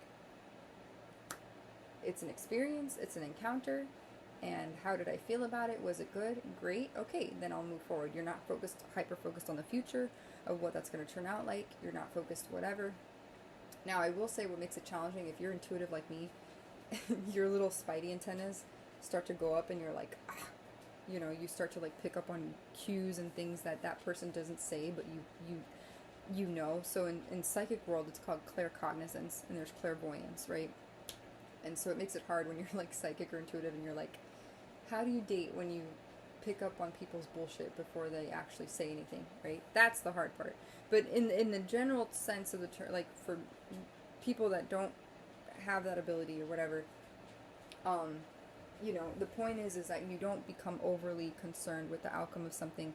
You kind of just go with the flow and let it be, and you just enjoy it for what it is. And you also, by the way, a little technique is act like, even if you don't have 5 men, or let's say you're a dude, 5 women or 4 women on your, not roster, but matches, act like you do.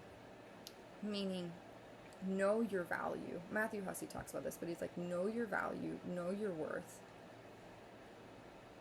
And then that essence and that vibration and that attitude will permeate and radiate outside of yourself. And people will pick up on that like easily. When you have confidence in yourself, people are like, damn, they're like, either I want that, or like, damn, they get jealous and they hate that. You know, if it's a woman that is not like a, you know, women for women empowerment, they're gonna maybe, you know, try to belittle you and put you down. But if they're generally a kind person, then they'll, I'm sorry, my neck is like, I have a knot in my neck and it's sore. Yeah, so, but yeah, I would definitely say, law of attraction, it starts really with your mindset and your mentality that you have towards, or attitude that you have towards a specific, whatever it is, you know, like let's say you're trying to attract money or abundance. The path of least resistance is you're not hyper focused on, you're not coming from a space of desperation, number one, more of like proactive resourcefulness, right? And you're not bummed out if things don't go the way you plan. You regroup, like Aaliyah says, you dust yourself off and you try again. And you keep doing that over and over and over and over and over again, and it'll stick. But yeah, having the right mentality, the right attitude and mindset is key. The thoughts and beliefs you have about a certain topic are going to be the key factors that drive that manifestation as well. Because if you have a negative and pessimistic outlook on life, then guess what? You're not going to be able to manifest shit. You have to be able to say, hey, I see it, I'm going to reach it, and I'm going to obtain it. There was a girl on Flip recently who said this, and I was like, man, this does make sense. Like, you want to see it in your mind. And also, too, there was, who was it? Was it LeBron James? I don't know if it was LeBron James and the Lakers, but I was watching a documentary. Which one? Was it Starting 5? It was either Starting 5 or Court of Gold. And basically, he would I think it's LeBron James, but he says that before he goes out on the field, in the court, he visualizes, no, was that Kobe Bryant?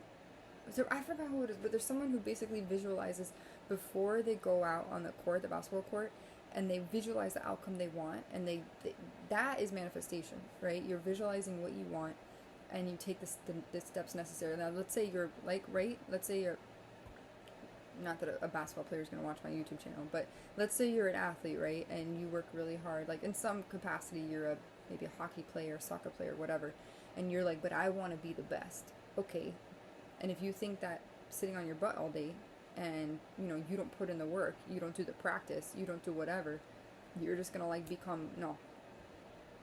I guarantee you, like, LeBron James is not sitting there, you know, dilly-dally, like, he's practicing, he's going to, you know, therapy and getting physical therapy, recovery, he's probably, you know, shooting hoops and doing calisthenics and, you know, weight training and endurance and all, you know, stuff like that. So, granted, he can afford it, but, like, you know, that's my point, is that you know, you put in the work, you see the goal, and then you do what you can to reach it, and then once you obtain it, you maintain it and sustain it, right?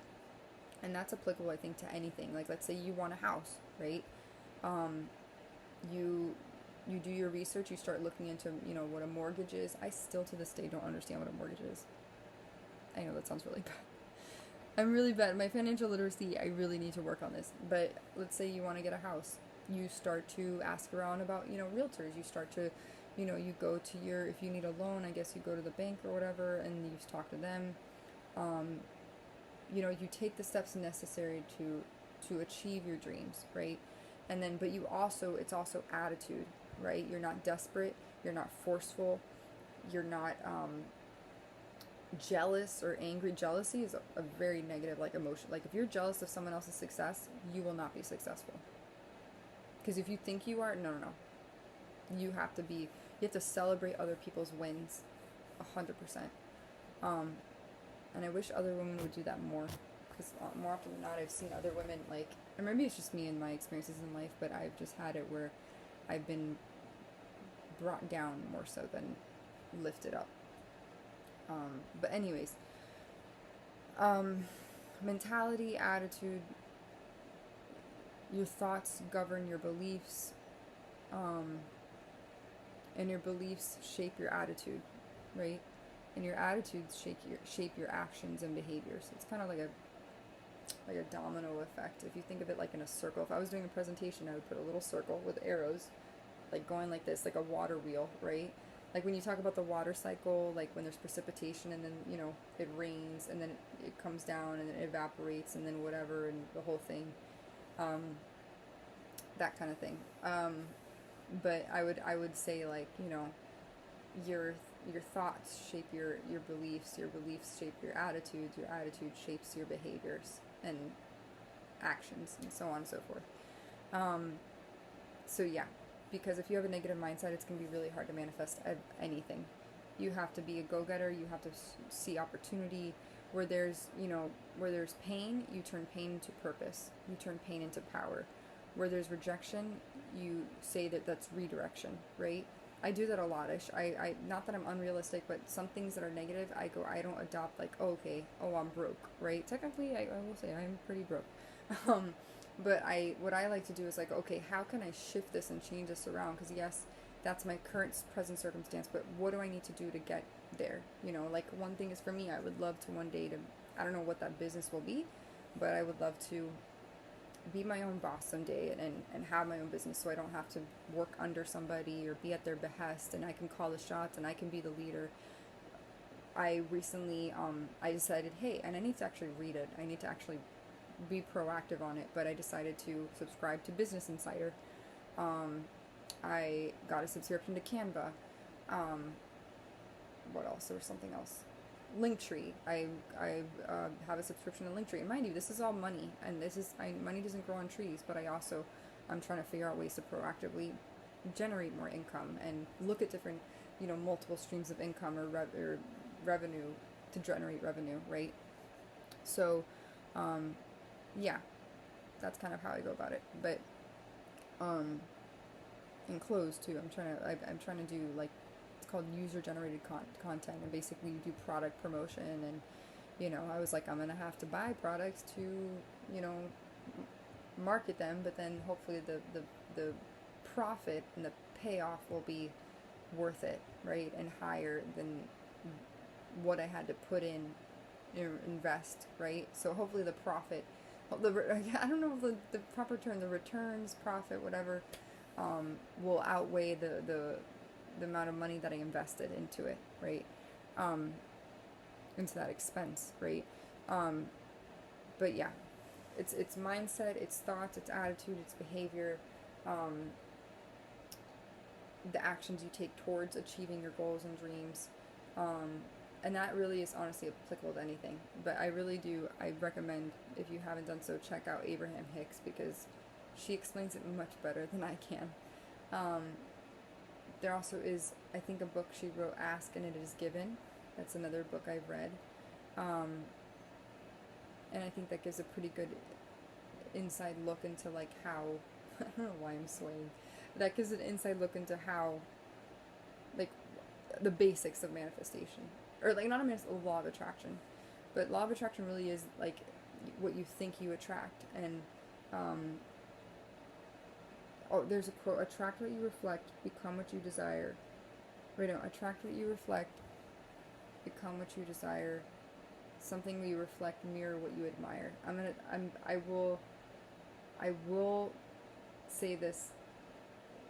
Hold on.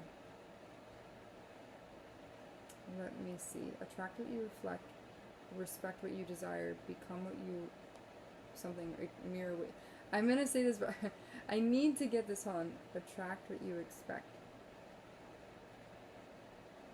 Okay, here we go. Ready? I had this quote in black and pink for years. I printed this sucker out. I put it on my mirror. I put it on my binder for school. I put it on my planner for work when I worked in the hospital. But basically it says, attract what you expect, reflect what you desire, become what you respect, and mirror what you admire. So let me just break it down really quickly. Attract what you expect. What does that mean? You have attracting, the act of attracting, and then you have expectation, right? What you expect. What you expect is, let's say you want income, more income, right? You're going to focus on ways to attract that into your life, right? Being proactive, seeking out opportunities to do that, right? Reflect what you desire. This one I think is key. You know, there's that saying, like, fake it until you make it. Or, like, maybe right now, if you're someone like me, that maybe you lack confidence, or maybe you're not where you want to be financially, right? But you look at the people who are financially stable. You look at the people who are lucrative or successful, right? You think of, like, the Shark Tank people, right? Like Mark Cuban, Kevin O'Leary, whatever, Barbara Cor, like all the, you know, Lori, what's her name? Last name Lori. Oh my god, I can't believe it. I used to watch Shark Tank religiously. That used to be one of my favorite shows about, like, entrepreneurship and inventions and stuff. I loved it. I haven't watched it in a while though. But anyways, or you look at the people who are living their dream, you know, thriving in that capacity. Now, mind you, you can't speak to their mood or their, like, how they're doing emotionally or coping, but you can look at their business, the business aspect of it, right? How do you reflect what you desire? What I like to do, and this sounds bad, and you're like, oh, well, if you're broke, you shouldn't be spending money, right? Agreed. But I also look at it like an investment for my future, because, like, let's say if I want to have a small business or whatever. I don't know what that will be yet, but I'm trying to figure it out. But if I wanted to do that, I'm going to have to, and it's, I mean, physically, this can literally be figurative and literal, meaning if it's literal, reflect what you desire. For my, you know, my example, I would love to, you know, I'll get more into this later, but I did start, and can I say this now? I started an OnlyFans page, right? And OnlyFans is really, really hard to get into. It's super competitive, in the respect, like, how to garner, like, attention to your page and market yourself. I thought, honestly, I really did. I was so naive. I thought you create a page, and then you just, overnight, people are going to subscribe, like, boo, boo, boo, boo, follow you, right? Because I thought they market it, like, and they bring visibility to your page. No. You have to, like, and I'm not saying if you're like, oh, that's the pornographic site. No, I'm not necessarily, I'm not sitting there like, woo, you know, like, if I do it in a classy manner, in a sensual manner. I mean, there's other things. You don't always have to show all of yourself. There's other services you can offer. But anyways, my point in that, so me being someone that was kind of a wallflower my whole life, and I didn't embrace my sensuality or sexual side or divine feminine, goddess feminine, whatever you want to call it, right? I didn't embrace that until later on in life. And so this idea of reflecting what you desire, if I want to become someone who feels comfortable in her skin, if I want to be someone who not is like I'm very much not the traditional OnlyFans model. If you look at these girls, their tetas are, like, huge. I think they get implants, honestly, and it looks really obvious. Like, they're like balloons. It's like whoop. I haven't subscribed to any other woman's page. They say you should once you do OnlyFans to get an idea of what it's like, but you know, their butts, they're tan. Some of these girls are tan. They're like their waists are like. Meow. I'm like, bro, I need to have my curves, because I'm still gonna eat pasta with aglio olio sauce and shaved Parmesan cheese with a drizzle of balsamic glaze with my glass of Sangiovese or Montepulciano on the side. I can't help myself. You know, I grew up around food and restaurants, so, like, I can't deny that part of myself. But yeah, so, like, what I mean by this is reflect what you desire. I determined, I go, okay, if I want to feel confident in my body and myself, number one, I may have to like just a few hours ago, I was looking on my phone and there was like a sensual dance class virtually that I can purchase that I saw on Instagram. I saw there was like a thing for pelvic floor exercise, Pilates, whatever, and I was like, okay, maybe that's an option. I may have to do more exercise and get toned in some places because my body is gonna be on display. Whether you agree with that or not, I don't know, whatever. But I've learned to be much more comfortable in it because of what I'm doing. But the reflect what you desire component of that would be looking towards what do women who are confident in their skin and confident in their sensuality, like when you look at Victoria's Secret's models, right? The way that they pose, the way that they look at the camera, the what they wear, on the runway, or I'm subscribed to this. It's called Hello LA Girl or something, and there's another one.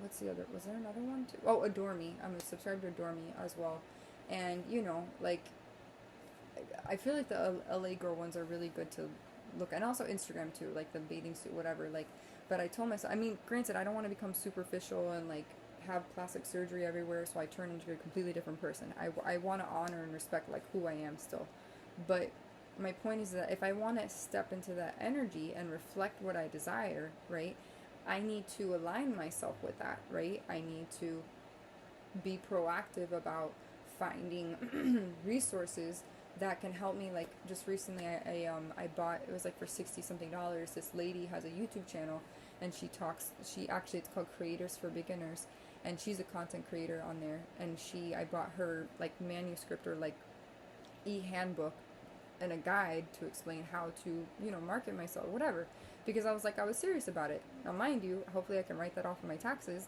but that's the idea, right? You reflect what you desire. Like if you're someone, let's say you are financially in a poor disposition, right? Like and not in good financial standing, but you still carry yourself with that energy. Like I like to say, maybe I might be broke, but I'm rich in spirit. So when I walk out the door, I'm gonna act like I have $100,000 in my bank account, which I used to have. I actually worked really hard as a server, and I had $100,000 saved to my name. I know you think, whoa, 100 from serving? I started when I was 17, and then I stopped when I was like 29, 30 years old being a server. So I had a lot of longevity there. And I made good money. I was really good at what I did. And it's basically like sales. So, but I did it genuinely. I didn't do it in like a money hungry. Servers can be so money hungry. And they literally, when they get sat, some servers, all they see are dollar signs. They're like, oh, that's a 6-top. Boom, I'm going to make bank. And it would be so funny as a trainer when I train people, and that table would split like, they'd be like, oh, my kids are going to split a penne pasta with butter, and then my husband and I were going to start a salad, and then we're gonna split the special, and then all this. I never ever, as a server, I used to get 2 tops, and I used to turn that 2-top into like, bro, like when I worked at Ruth Chris, I would talk about the food like it was my passion. And I would basically like sell the seafood tower. That's why if you're ever in sales, and it kind of goes along with reflecting what you desire, I never underestimated like a 2-top or a thing, because I didn't look at it as money signs. I looked at it as an experience and a memory that I was going to help create for the people. That's the way I went about sales very differently the way that my coworkers and colleagues did. I tried to create an experience and make it pleasurable and memorable for the families that I served, whereas they looked at it like, oh, that's an 8-top, I'm going to make bank. I would have like a 5-top or a 4-top and have it turn into like a $600, $700 bill. Easy peasy. Sell a $80 bottle of wine, $50 two appetizers turns out to $60. You get the tomahawk steak, which is like what, $115. You get appetizers, and you're easily up to $500 check. But I didn't think like that, but it would just happen because, again, my energy, right, the vibes that I was putting out were not focused on, oh, I need money, money, money. And it would be funny because you'd see these servers and they're like, oh, fuck, that guy didn't order the special. And I'm like, because I wasn't going at it from a money hungry, greedy perspective. I was going at it like, how can I make this experience better for someone? So reflect what you desire, right? Become that which you desire. Oh, next one. Become what you respect. This goes along. I feel like this kind of aligns with like role models. When you look up to people who are highly influential, right? How do I say this? Like, become what you respect. If you, like, if there's some, become what you respect. I'm trying to make this in very easy terms to understand. Becoming what you respect. It kind of, I mean, it all kind of goes along the same thing as, like, reflecting what you desire. I feel like those two are kind of synonymous with each other. Becoming what you respect. But I kind of see it as, like, looking up to a role model or someone of influence or value to you. Meaning, like, I'm trying to think, when I was growing up, I'm trying to think of my role model. I'm sure I looked up, there were celebrities that I know who, like, bro, I'm like, there's so many, you would think I would be able to have someone come to mind. I did listen to a lot of Taylor Swift albums, I will be honest. And Girl Hustles, I have to give her a lot of credit. You know, like, she goes after it. But there was, I'm trying to think, I know that there was, like, a lot more people.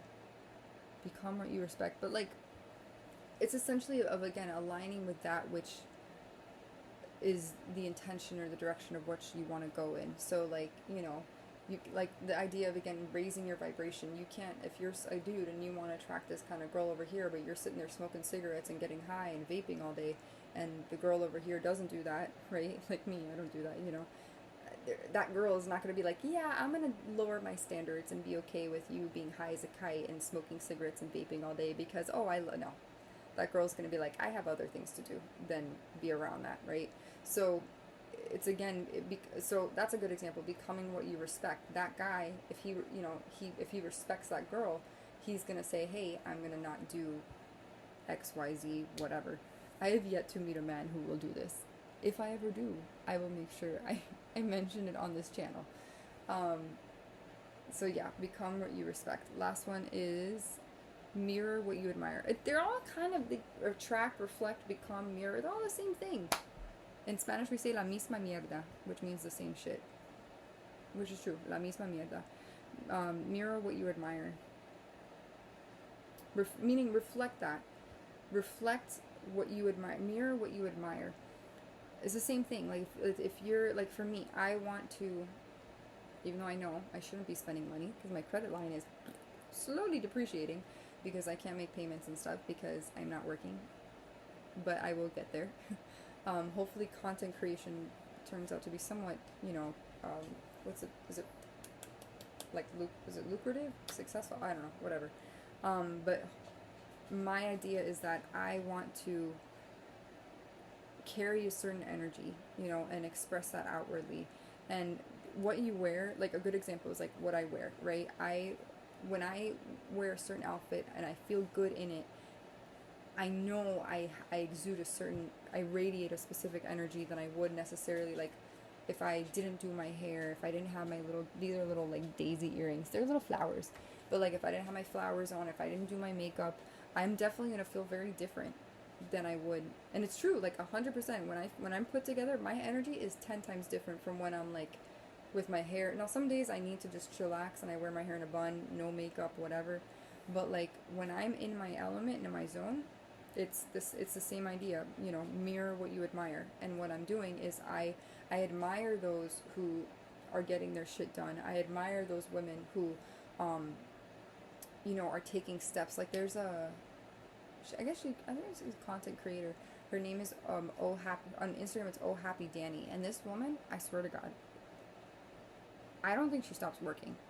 Like, she is constantly putting out, like, she creates stickers, she creates notebooks and, like, bookmarks and journal, like, all this really fun stuff. And it's very much along the lines of social justice and activism, right? And for you know, black rights, black lives matter, that kind of stuff, but also other stuff too unrelated to that. But, you know, that girl never stops. And when I used to see her posts, I'm like, it used to give me so much motivation And I told myself, like, I need to hustle like that woman. And she's super successful. Her brand, I mean, her journal that I first came across, it was in Target, and it starts with like, you were meant to do this work. This work is, it's, if you know who I'm talking about, then good. But her name is Oh Happy Danny, Dani, right? And that's her Instagram handle. And I love her content, and I love her stickers. And if I wasn't in a financial pit, I would probably be on there buying stickers that I probably don't need, but they're so cute. But also no, but that's law of attraction, no, because that's like, so like on my computer, on the back of my computer, I have like a bunch of stickers, right? Like hold on. I have stickers from like, they're like quotes. I have stickers of like Disney stickers, which I know I'm 33 and you're like, oh, whatever, but they're really cute. They're from the brand, they're called Tsum Tsum, TSUM, Tsum Tsum, and they're like little cute little faces, like kawaii, you know, Kawai, that kind of design.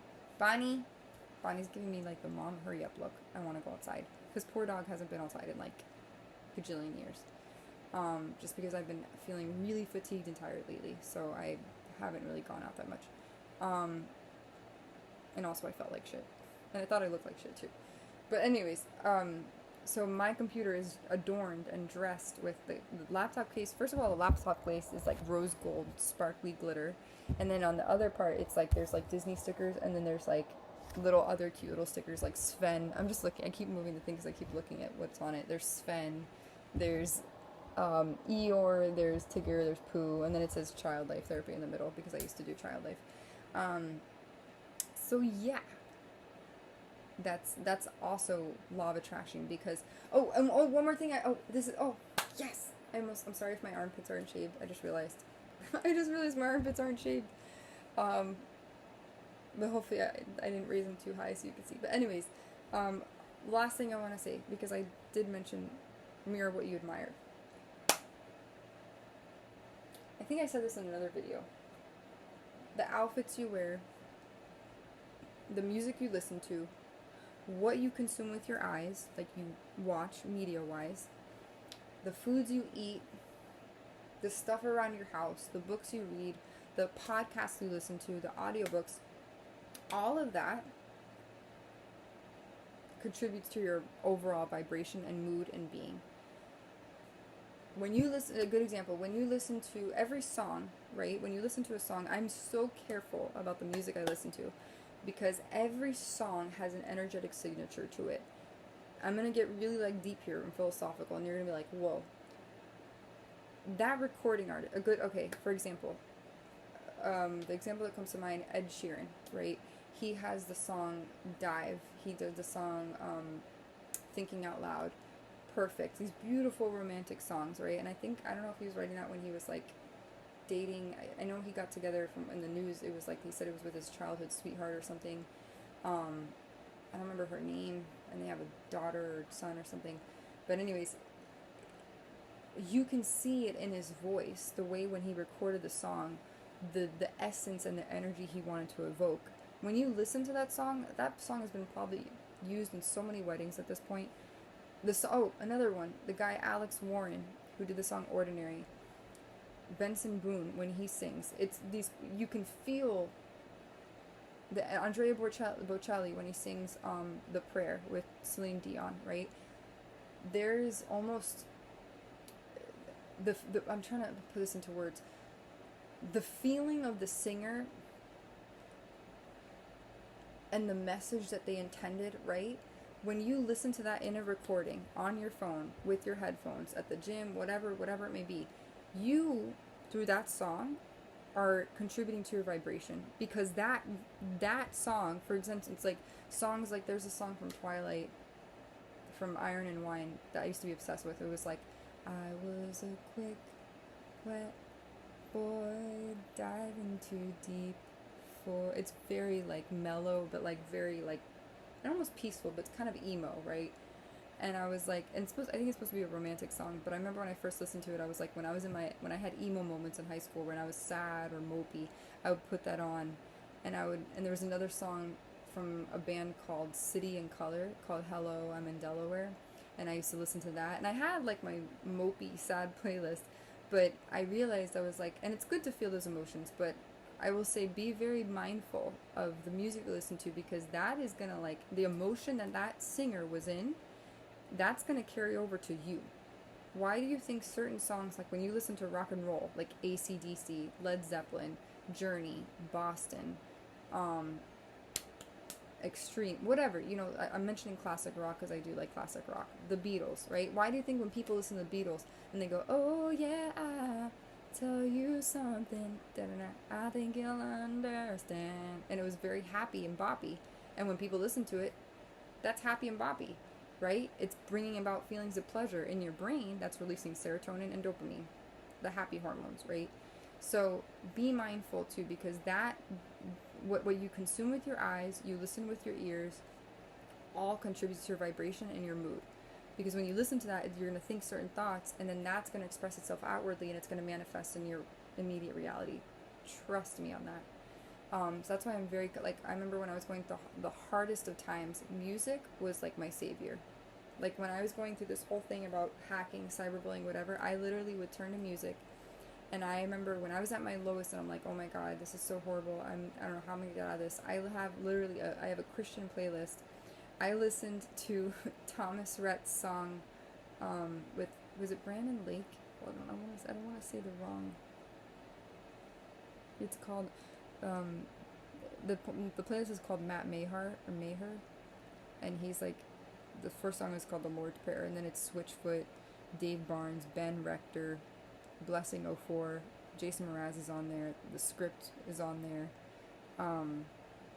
a Hunter Hayes song called Invisible is on there, but where is it by Thomas Rhett? Oh, Zach Zobiak's on there, the song Clouds. If you don't know it, then you've lived under a rock for many years, God bless you. There is, but what is it, where is the Thomas Rhett song? Oh my god, oh, talking to Brandon Lake, yes, Live at the Ryman. So Brandon, like, I listened to that song over, and I would literally, because the acoustics and the sound, it made you feel like you were there in the audience when I listened to it. I almost felt like I could hear Thomas Rhett, like it was crazy, and I literally would listen to that song over and over and over, and because the intention behind his song was that which, whenever you're in fear, you don't have to, not all is lost, because you can always sit down and just talk to Jesus, like, even though he may not be there, but talk to the energy of what, Jesus Christ would be.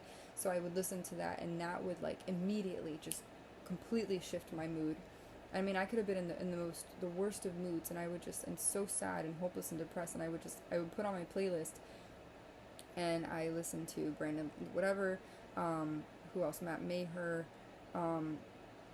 Elevation Worship is on there, Phil Wickham is super popular on there, more Brandon Lake, and Jason Mraz, I think I've listened, what was the other song? Need to Breathe is on there. But there's specific songs. Oh, the song by Ben Rector, one of my favorite songs. If you ever feel like you're in a rut, and there were two songs actually, Tim McGraw's Humble and Kind, and then Ben Rector's song, The Men That Drive Me Places, because I listened to that song and it just gave you such, he's such a good songwriter. He basically put into words and lyrics with a melody and painted a picture of what it's like for literally the men that, he's a singer, right? And he's talking about the men who act as his chauffeur to drive him to whatever show and this and this. So, it gave me so much perspective. And it reminded me that not all celebrities are assholes. I mean, Ben Rector, I consider him, he's a famous musician. I love him. He did the song, like, The World Is Gonna End. What was it? I would be laughing, I'd be crying. I'd tell everybody I tell everyone that I'd hurt, I'd reconcile them or something. But yeah, just, that's one thing I want to put out in terms of law of attraction, because, like, literally music can shift your whole mood. And if you don't believe me, do a sound bowl meditation class and then come back to me and ask me, like, what you think, because to me, I think that, yeah, like, music sound definitely has an impact. I think down to, like, the cellular level of a person's body. So, and I imagine they've probably done scientific studies. I mean, music therapy in of itself in a NICU, when I worked in the NICU, it was shown that music actually helped promote positive coping and recovery in babies, like NICU, like preterm infants, and like encouraged weight gain and, you know, proper reflexes and stuff like that. So yeah, but I hope that gives, this is 2 hours long, but I hope that gives kind of insight, and I'm hoping this thing records, because sometimes the videos, I'll do this whole thing and then they won't record, and I'm like, yay, I did all that, and then poop. So anything else I want to share? Definitely look up Abraham Hicks. That explains law of attraction and manifestation much better than I can. And you get to see someone actually channel, if you believe in spirituality and stuff like that, channel higher levels of consciousness and energy, or cosmic energy, or forces that are unseen, right, in nature, and, you know, give you very good insight and wisdom into how to be successful in attracting that which you desire.